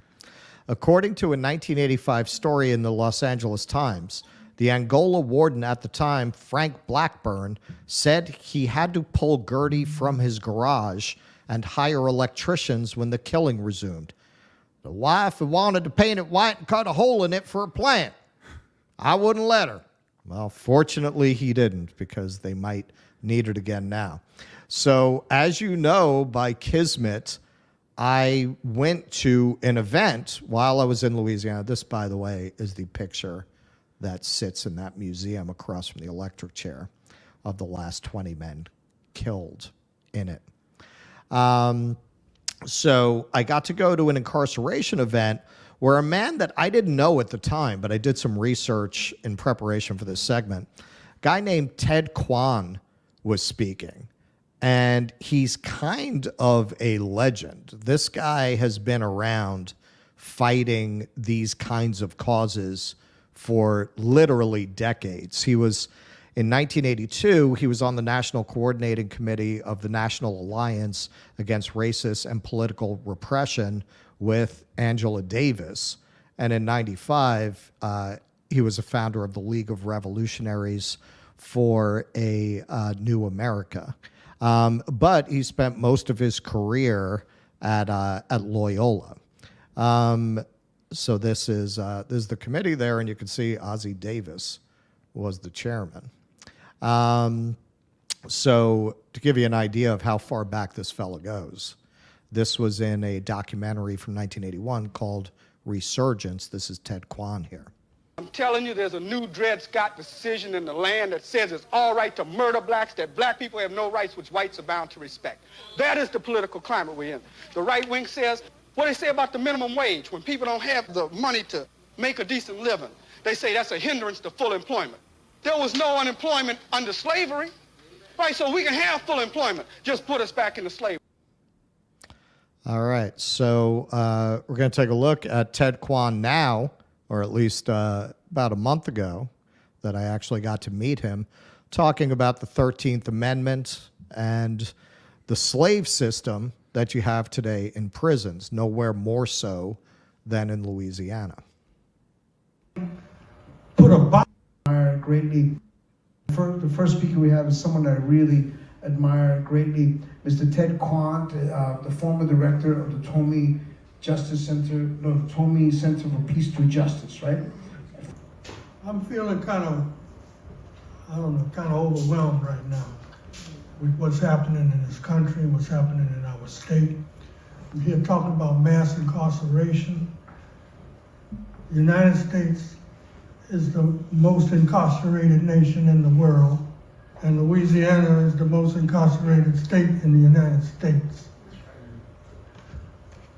These laws that are filling the jails up with our people were passed when the Constitution changed because of the Civil War, and we had the 13th Amendment, and it said, neither slavery nor involuntary servitude, except as punishment for a crime wherein the party shall have been duly convicted, shall exist within the United States or any place subject to its jurisdiction. There will be no slavery in the United States or any place under its jurisdiction except as punishment for a crime for which someone has been duly convicted. Wow. The racists thought a chance. We'll make a law so we can control the situation, and that law will be the vagrancy law.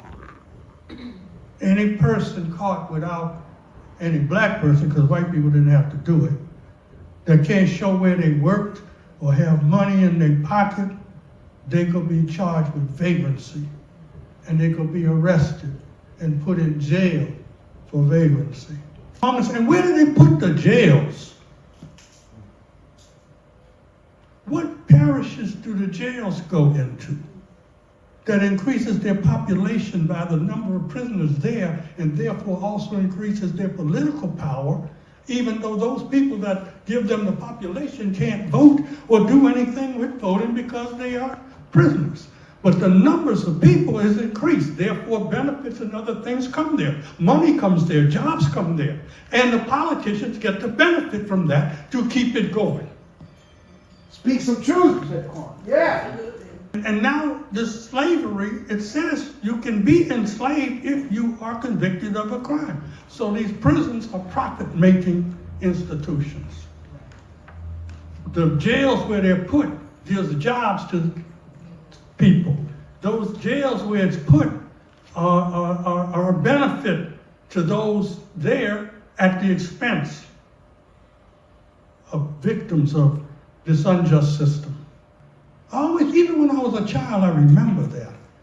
When a crime happened and it was bad, and the adults would say, I hope it wasn't a black man. I hope it wasn't a black man. Because if it was a black man, we are all convicted. If it was a white person, that's a white bad person. If it's a black person, that's black people.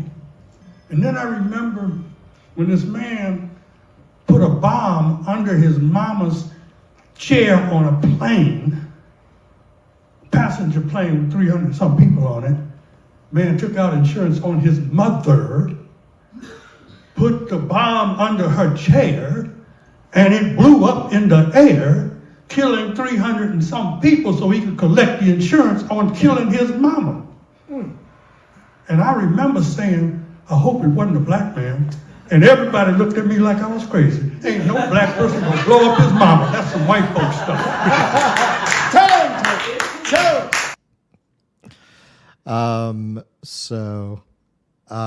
So that was Ted. I'd like to get him on the show. I was trying to get his contact information at the end. I must have written down the email wrong, but I got some other contacts that I'll reach out to that I'm sure know him. But just an amazing guy, still out there doing it. We have a lot of people in our space who already feel burnout, who have been going since 2016. Look at that cat. He's there back in the 70s. Yep. And he's still showing up. Yep. To 5 give decades. a speech about this. Wow, man. That is dedication. That is passion. And if you look him up, he's really done a lot of good work over the course of his life. It's a very interesting video I found of him. They talked a little bit about this at the event because you had a lot of people who were talking about the incarceration facilities of ICE that they have in Louisiana. And they were talking about how they get brought in and set against the black population. You know, there was a guy there, he was brought in legally. He was brought in legally basically to do $6 an hour labor that they told him was going to be $16 an hour from, I think it was from Ecuador. And he said, you know, they tell you, oh, the blacks are lazy. You know, that's what they tell you to set the workers against each other. And he was saying, we didn't even know what the statue of General Lee was. We don't know that history. So there's a very interesting video of Ted Kwan with a translator standing at Lee's Circle when the statue was still there. They just removed it about 3 years ago. And he was giving a speech explaining what that statue was, with the translator explaining it to all of these immigrants who had been brought in to rebuild after Katrina. So that guy has just an amazing history, and God bless him for still having that passion to be showing up at a cafe like that on a Sunday afternoon to talk about this. But the things, and that, by the way, that's Cafe Istanbul. That place has the best poetry reading I've ever been to in my life on Wednesday nights. So if you're in New Orleans, check that place out. I love it. And the guy who runs it is amazing. So what he's talking about there, as our very smart audience probably knows, is the 13th Amendment, which gave an exception to slavery. It's essentially slavery, right? You can be forced into servitude for a crime.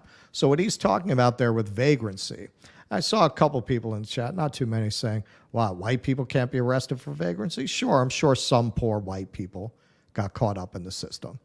But mostly, let's get real, when you see those photos of the old chain gangs, it was mostly black people who got caught up that way. It was a way for them to maintain slavery. And I don't think it's a coincidence, I don't think anybody would say it's a coincidence, that as soon as you had the civil rights movement, made it no longer viable to just grab black people off the street for vagrancy, they started the war on drugs. And that gave them a new way to make sure that black people were incarcerated.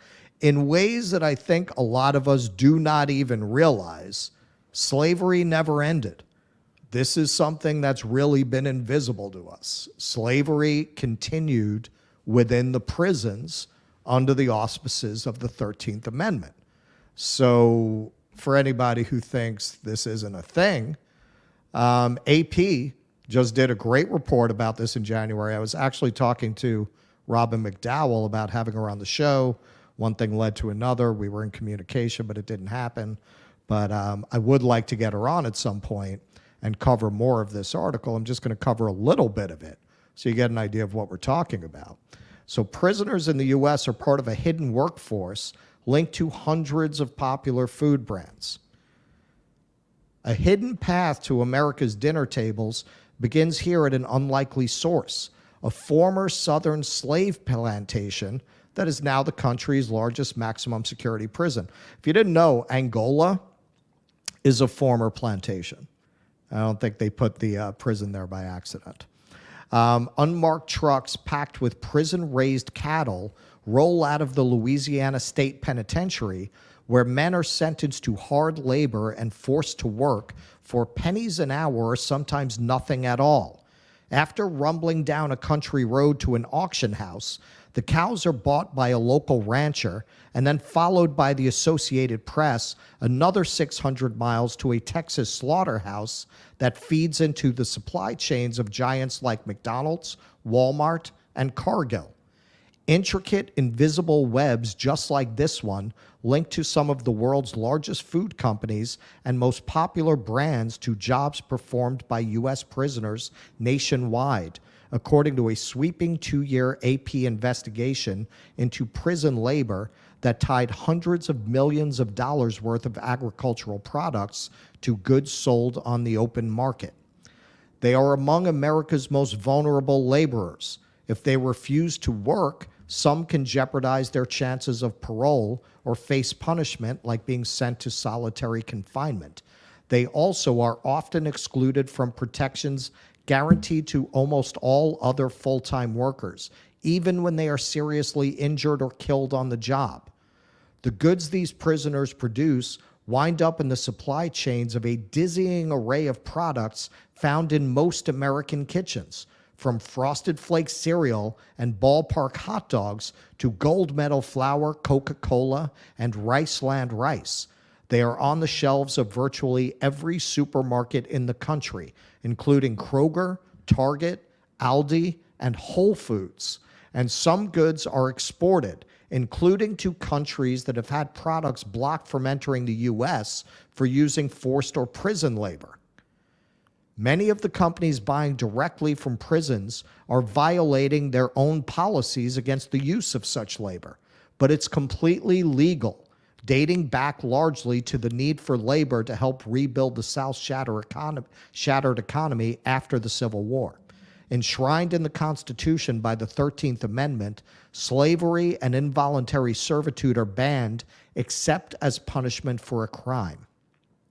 That clause is currently being challenged on the federal level, and efforts to remove similar language from state constitutions are expected to reach the ballot in about a dozen states this year. Some prisoners work on the same plantation soil where slaves harvested cotton, tobacco, and sugarcane more than 150 years ago, with some present-day images looking eerily similar to the past. In Louisiana, which has one of the country's highest incarceration rates, men working on the farm line still stoop over crops stretching far into the distance. So to give you an idea of what brands we're talking about, all of those. All of those. And that is by no means an exhaustive list. You're getting that Valentine candy for your sweetie, Russell Stover, prison labor. Burger King, prison labor. Gold Medal flour, Rice Krispies, McDonald's, prison labor. Cheerios. That's not good for the brand. Cheerios. Yeah, breakfast of prisoners. Yeah. Yeah, no, it's horrible, and it's something I would like to point out. You know, we just had this Black Lives Matter moment, right? And something we've always mentioned is Black Lives Matter didn't really have a clear set of demands. It was very strange. It was very like the Women's March. It was a movement without a manifesto. And I don't think that's an accident that that's what was emphasized. That's what was elevated. And you heard very little about this. Slavery, right? It is the cardinal sin. It is the original sin of the nation, and it never ended. You should hear about this nonstop, and you don't because of these companies, because it would affect the economy. You can have a big cakewalk through the middle of D.C. They don't give a shit. It doesn't cost these companies a nickel. They love that. They love empty gestures. Now, the fact that this is on the ballot in a dozen states, and that is something I want to look into more. You know, people always ask, what can you do? What can you do? I mean, that sounds like a worthy cause. That sounds like something worth supporting. So that's something I want to look more into to see how we can support that effort. But we literally still have slavery under another name. While everybody's sitting here instigating slavery from the 1840s, we have slavery right now. It's not talked about nearly as much because it's going to affect people who make a lot of money from it today, right now. You want to talk about immigrants taking jobs at Tyson? Why don't you talk about prisoners taking jobs at Tyson? Because that's one of the companies there. Well, it's also very difficult to organize any resistance against this. Why? Well, you could start from people who get out of prison often cannot vote. They can't vote, right? So start right there. From the most victimized group, they are not only economically exploited as, yes, modern-day slaves, but they are then politically disenfranchised, which means it falls to people who don't have a record, who can vote, to organize resistance to that. And that is very difficult. It's very, very difficult to do because ordinary people have this real chip on their shoulder about people who break the law, whether it is, hating on immigrants for working at a meatpacking warehouse. I mean, we're going to do this story sometime this week. The net worth of the richest 1% in this country now is $44 trillion. $44 trillion is the net worth of the top 1%.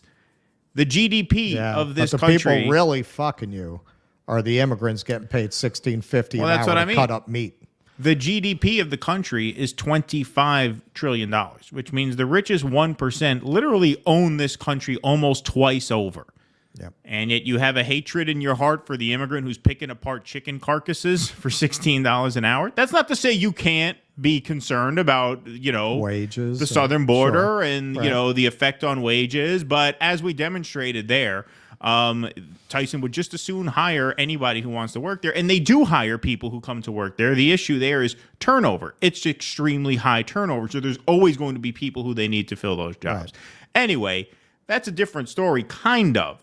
But part of the reason why it's very hard to organize for prison reform is because the people who are the most victimized by this ridiculous, awful, brutal, inhuman system we have are people who society deems unworthy of their political support, right? And that just appeals to base instincts among people. I was at a gathering and I overheard somebody say they're considering moving to Florida, relocating to Florida. Why?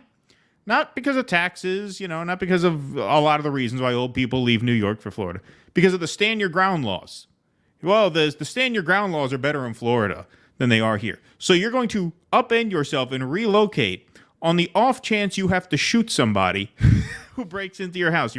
That's really a reason to relocate down to a state? The fucking loser can't wait to put a bullet in someone's head. That's why he has to move down to Florida, right? Because he has a fantasy of shooting a home invader to make up for the fact that he hasn't been able to get a hard on in 15 years. Like, this is what you're dealing with. And, but it's true. Reality, it's true. The reason why is much more likely to get that gun shoved up their ass. Well, obviously.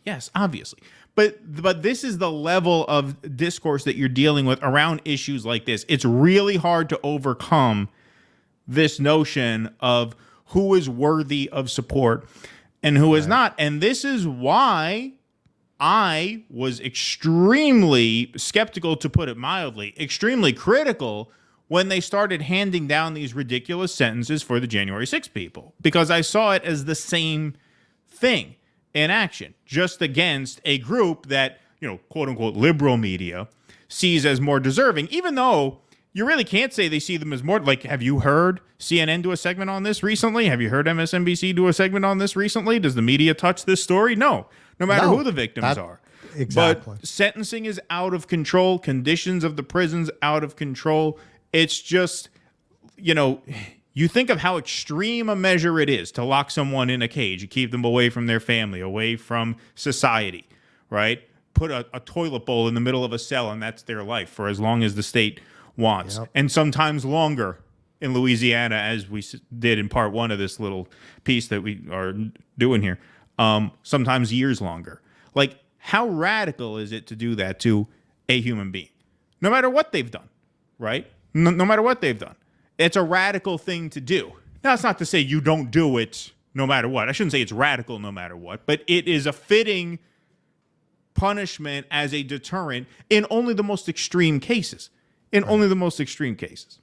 Well, and this is another point. Our last Louisiana segment, got mixed reactions, predictably. Some people, very much took don't commit the crime if you can't do the time. And setting aside a major part of that story was that a lot of these people do their time and then are not released, including one person who was kept 3 years past their sentence. I mean, can you imagine the injustice of that? You only get one life, man.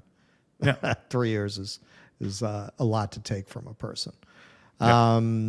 But what this article gets into, and it's more in its fullness, is how profitable this is. And we touched on that last time too. These counties make a lot of money. You got these people, especially Louisiana, man. I mean, it's legendary for its political corruption. They had a case where a guy got sentenced to 10 years because his family benefited $1.4 million from this system. What do you think? He's the only one that's shoving money in their pockets? The AP article gets into how there are deficits all over the place in these systems that are unaccounted for. Of course, they're stealing this money. So when you have incarceration benefiting people economically, you're incentivizing the carceral state. It has nothing to do with preventing crime. If incarcerating people prevented crime, if that in and of itself was a panacea, why does Louisiana have some of the worst crime in the country and one of the highest incarceration rates? If that's going to fix it, they should have some of the lowest crime rates in the country. They have one of the highest levels of incarceration in the world, right? They should be almost crime-free. They should be like Japan there. So clearly that's not addressing it. So why do they keep addressing it from that angle? Because it's profitable.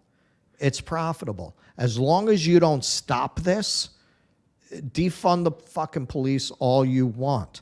They're going to keep finding reasons to lock people up because they're making money from it.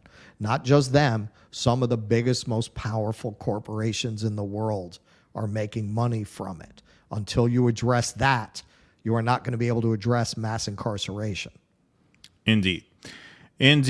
All right. We'll take some super chats, and then we got one more segment before we get to our Rumble Q&A. And our next one is a really fun one. I've noticed this show has been a good one, but it's been a bit of a downer. Just to plug it, Louisiana Part 3 is going to be about the Confederate Memorial Museum. Yes. Which if you have to see it to believe it.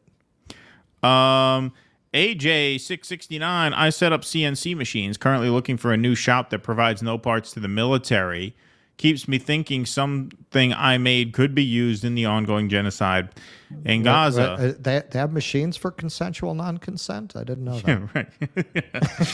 What does that stand for? It's like a machine. It's like a computerized something or other. That's above my pay grade to know exactly what it is, but I've heard of them.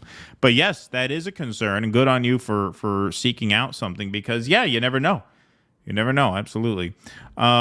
His Highness, the dude in that Ray Epps video screams, "What?" when he says we need to go inside the Capitol is my spirit animal. P.S. Where the hell is Russell? Heaven? Not quite. Yes, I am broadcasting from heaven. Russell's at Jimmy Dore's house. No joke. Jimmy Dore's house is going to be hosting the Jimmy Dore show this week. Which is heavenly. There's excellent imported pasta here. Excellent imported pasta. And you have coffee this time? I do. I do have coffee. You see, the nice thing about coming back was a lot of my staples were still here from when I was here before. They just, put them in a drawer for me. Right. Singing Bicycle, thanks for the $1. Forgot to insert the word glad. Surprise works as well. Okay, well, there you go. Point taken. I remember your chat. Thank you very much. Gardner says, you guys doing a live show in NYC almost makes me miss the East Coast. Almost. Elizabeth M. We'll do something out there one of these days, too, over on the Pacific Coast. That would be great, too. We get big enough, we'll do one of those Jimmy tours. Yeah, there you go. Kuznetsky Basane, Biden is under control of foreign power, which is what Trump was falsely accused of. Yeah, thank you, Kuznetsky Basane. That Biden on pickup thing is feds. What Biden on pickup thing? I forget what that is. Change garbanzo bean to chickpea. LOL. Thank you. Spoiler, third parties in indie packs are also a grift. They certainly can be, and a lot of them aren't so independent. Hey, Christopher Wray, CIA headquarters is not in Havana. Thank you, Boz Kurt. Appreciate that.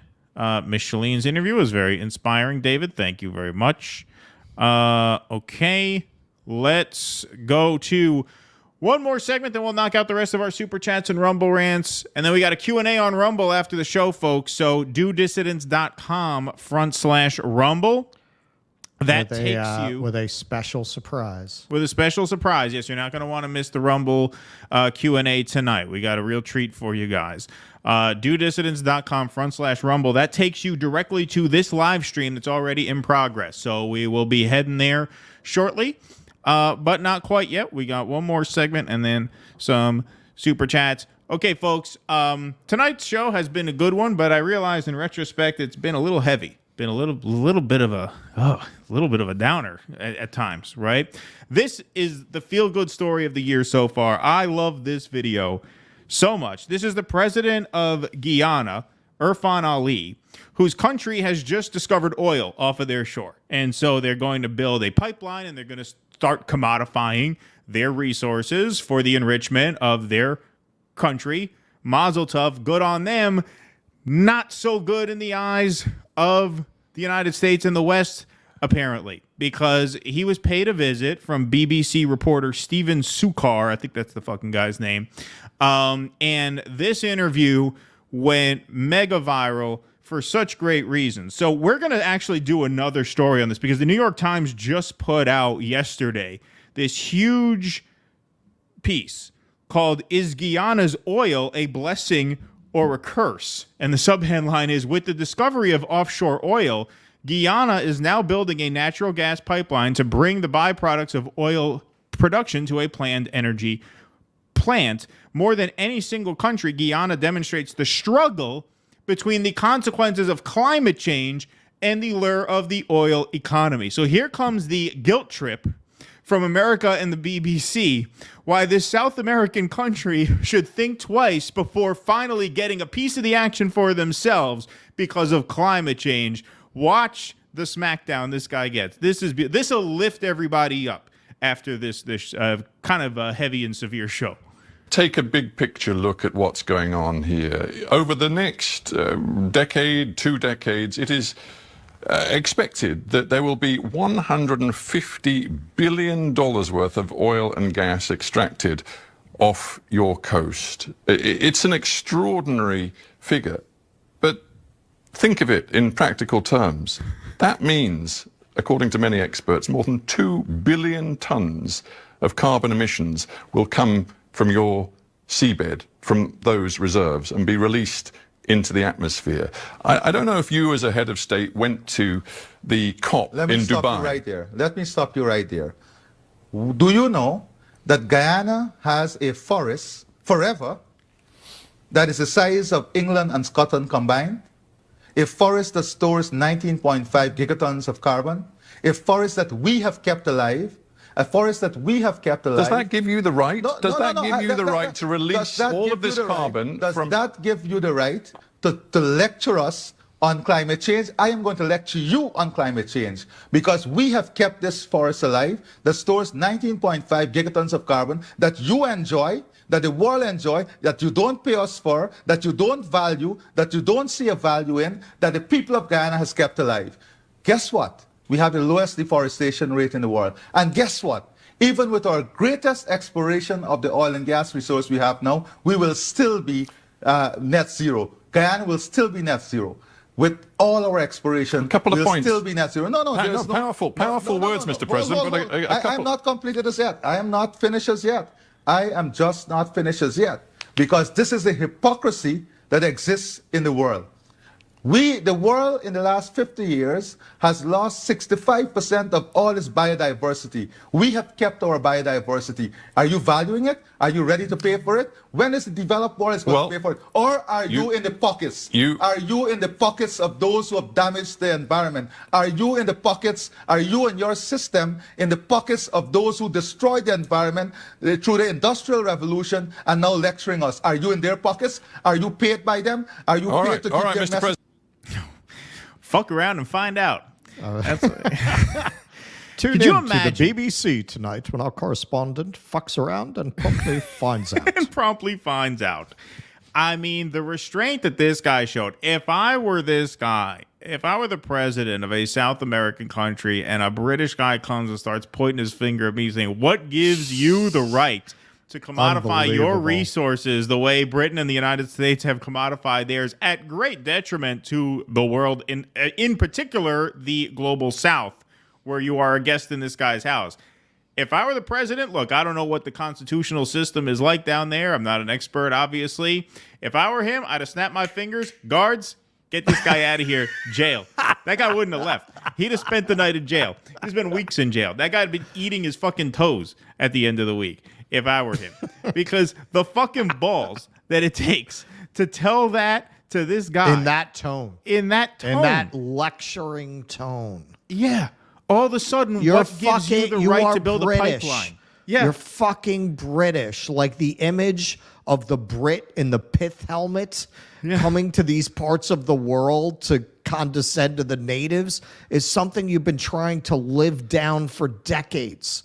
How on earth did you think you could formulate this? Did you think the virtue signal of talking down to the president of Guyana for climate change would overrule your colonial history and the way your tone evokes it?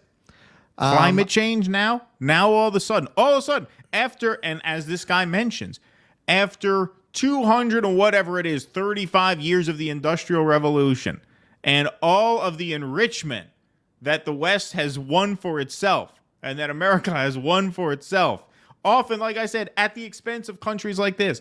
You're going to come now in 2024 when they strike oil and they're about to build a pipeline. What gives you the right to build a pipeline? Wow. Has this fucking scumbag ever asked who blew up the Nord Stream pipeline? Because that's the biggest act of eco-terrorism in the history of humankind. That is the biggest man-made carbon bomb in human history. Has he looked into that at all? Maybe look into that before you ask this guy whether he has a right to build a pipeline off his own shore. No, he'll never look into that. The fucking balls. And would he ask Joe Biden that? I mean, Joe Biden has opened up wildlife refuge to drilling. Yeah, Willow Project, greatest drilling project in the history of federal lands. Would you ask an American president that question? What gives you the rights? Yeah, exactly. Not in a million years. That is just, well, wow. That is incredible. But it's good that he was ready for it. Why can't we make this guy our president? Yeah, right. Yeah, exactly. I'm jealous of the leaders of almost every other country on earth. Yeah, right, it is very rare that I see a world leader who does not have more poise, more class, and more erudition than anything America has produced in quite some time. Yeah.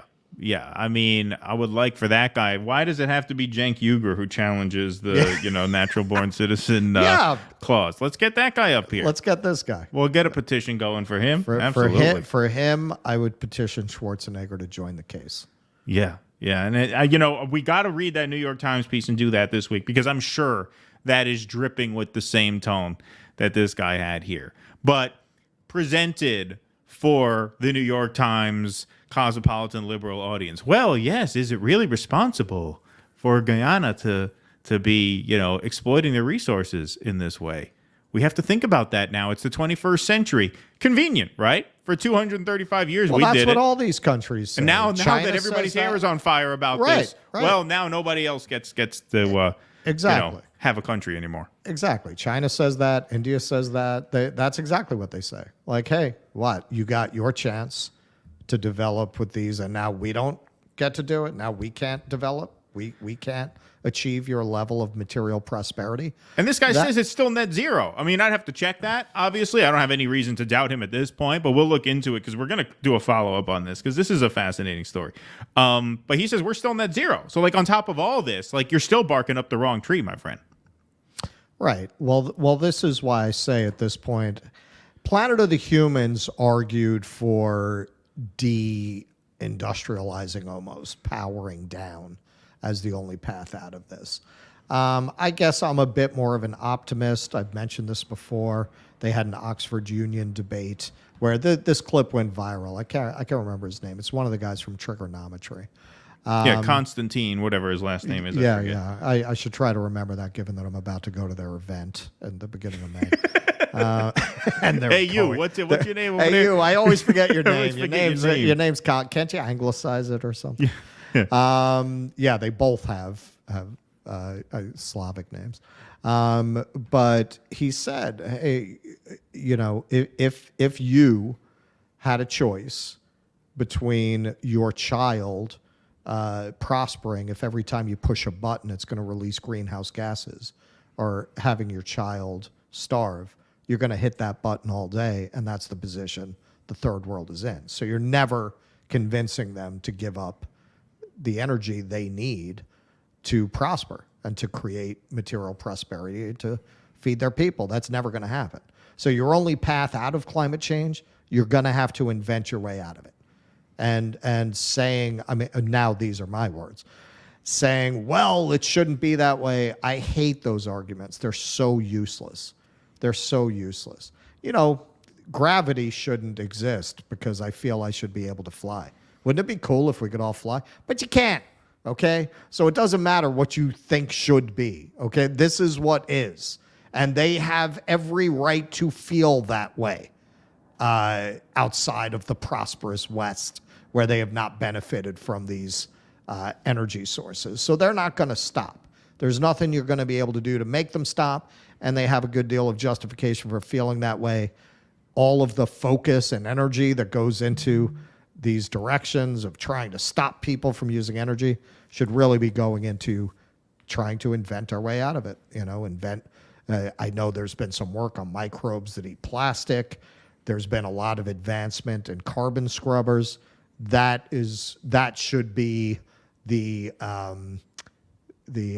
New Deal project, so to speak. Like, figure out the inventions that are going to take this carbon out of the atmosphere and this pollution out of our environment, because there just isn't another solution.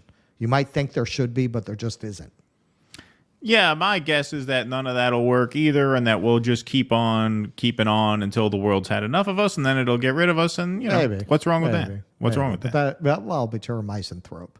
Yeah. It's not so much that you think that as that you hope that. Well, that happens to every species. I mean, the world gets rid of every species once the species becomes too burdensome or it can't accommodate it anymore. So that'll happen to us at some point.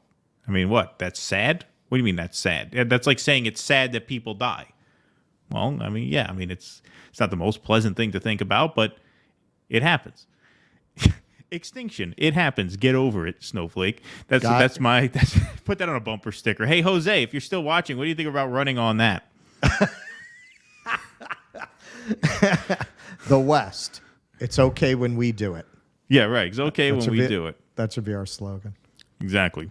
Jessica May Russell, Design Theory YouTube has a factual video on about how historically the state destroys the arts to control the people. It made me think of you, how the government uses design and propaganda. You know, I'd be very interested in that. I've wanted to do more research on the Cultural Congress and connections between CIA and the counterculture. Yeah, that would be I'm great. Very interested in that subject.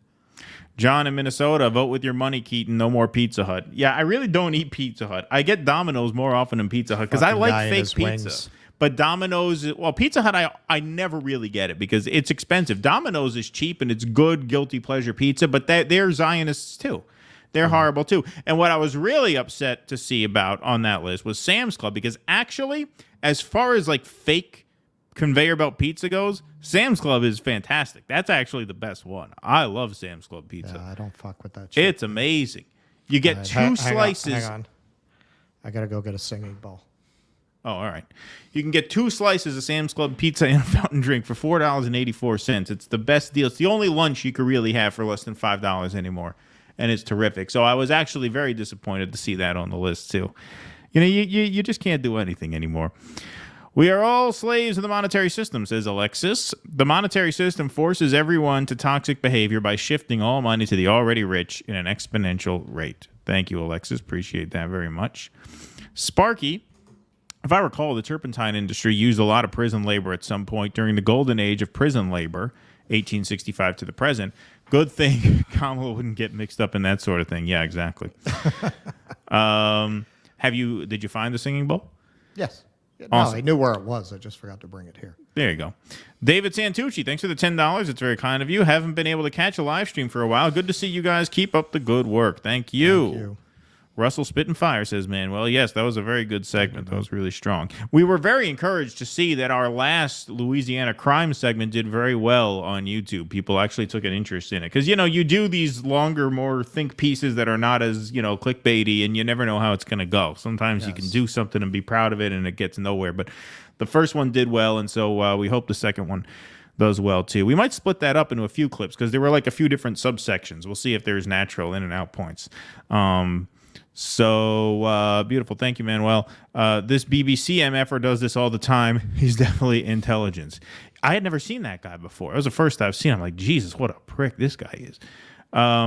Hey, it's Guy, not Guyana. Okay, thank you. My mom's family is from there. Thank you. Also, the U.S. military and Exxon are already there ready to steal the resources from the people. I'm sure. Like I said, we'll do follow-ups there. But thank you for that note on the pronunciation. Appreciate that. Sparky, too many people fetishize firearms. You can love them, but if you fantasize about using them, good, bad, or indifferent, maybe some self-awareness is in order. Exactly. That's exactly the way I feel. Like, if you view a firearm as a tool, that's your business, fine. Be responsible with your tool, just like a carpenter has to be responsible with their tools.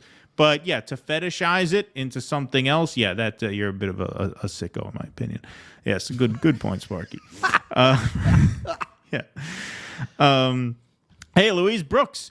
Got my matinee ticks. Awesome. Not Nice. a boomer, but I can do the mega bus from D.C. to New York and back in one day. No hotel needed. There you go. Nice. Mega bus. Yeah, you can get a mega bus. If you're in Boston, if you're in D.C., if you're in Philadelphia, you can get a very cheap bus ticket into New York, and you can do that matinee. So if you got to be back that night, boom, there you go. No excuses. Thank you, Louise. Appreciate it. Abiding says Facebook group Elizabeth Warren fan club is a great place for shit-lit zeitgeist. My God, I would imagine, especially at this time. Oh, wow. Doc Durkin, Michelle Alexander opened my eyes with new Jim Crow. Any chance of getting her on the show? Well, we'd love that, obviously. You know, at this point, maybe. Yeah, we might. We might. But yeah, I mean, that's a no-brainer. Yeah, obviously. Well, you know, the fact that we're doing a series on prison will probably give us some credibility to ask. Yeah, I would think so. DVJ 461 Guyana. See, I got that right. See, I think I'm a quick study. Needs to join BRICS ASAP. Yeah, that's a good point. Or there will be a coup if their president doesn't cooperate with the West. That is a good point. That is a very good point. Thank you for bringing that up. Iron Metal. Bill Dank, love you guys on Jimmy Dore 2028. God bless. Dore 2028. Yeah, that'll take a little arm twisting. I can say, having grown to know the man, he's way too smart for that. Yeah, I would not doubt that. The president of Guyana stood his ground better than indeed. I don't want to read the rest of that, but thank you. Yes, and it is better. Yes, you should always choose nonviolence. That's what I said. I said if I were president, I wouldn't have done that, but I would have had my guards escort him to his cell. Like, you can't talk to me like that in my country. That's our motto. Choose love. Exactly. Happy Easter, fellas. What are your thoughts on Biden deciding to back the gender people over Christians? Seems like a wild strategy. We're gonna do that tomorrow. We're gonna cover it on Jimmy's. You know, he's kind of between a rock and a hard place because, you know, his base has been really indoctrinated with this nutty ideology. So if he doesn't say anything about it, it's going to be a thing. And the people who are going to be offended by it, they're not voting for him anyway.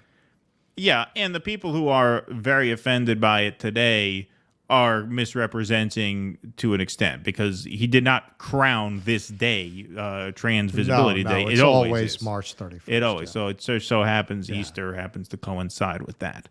I just can't wait for when Sodomy Awareness Day falls on Palm Sunday. That'll really get them going. That'll be a coincidence for the ages, won't it? Sparky, Newsom, Kushner, 24. Won't make a difference at the Vatican. They'll just do what they do. Right, exactly.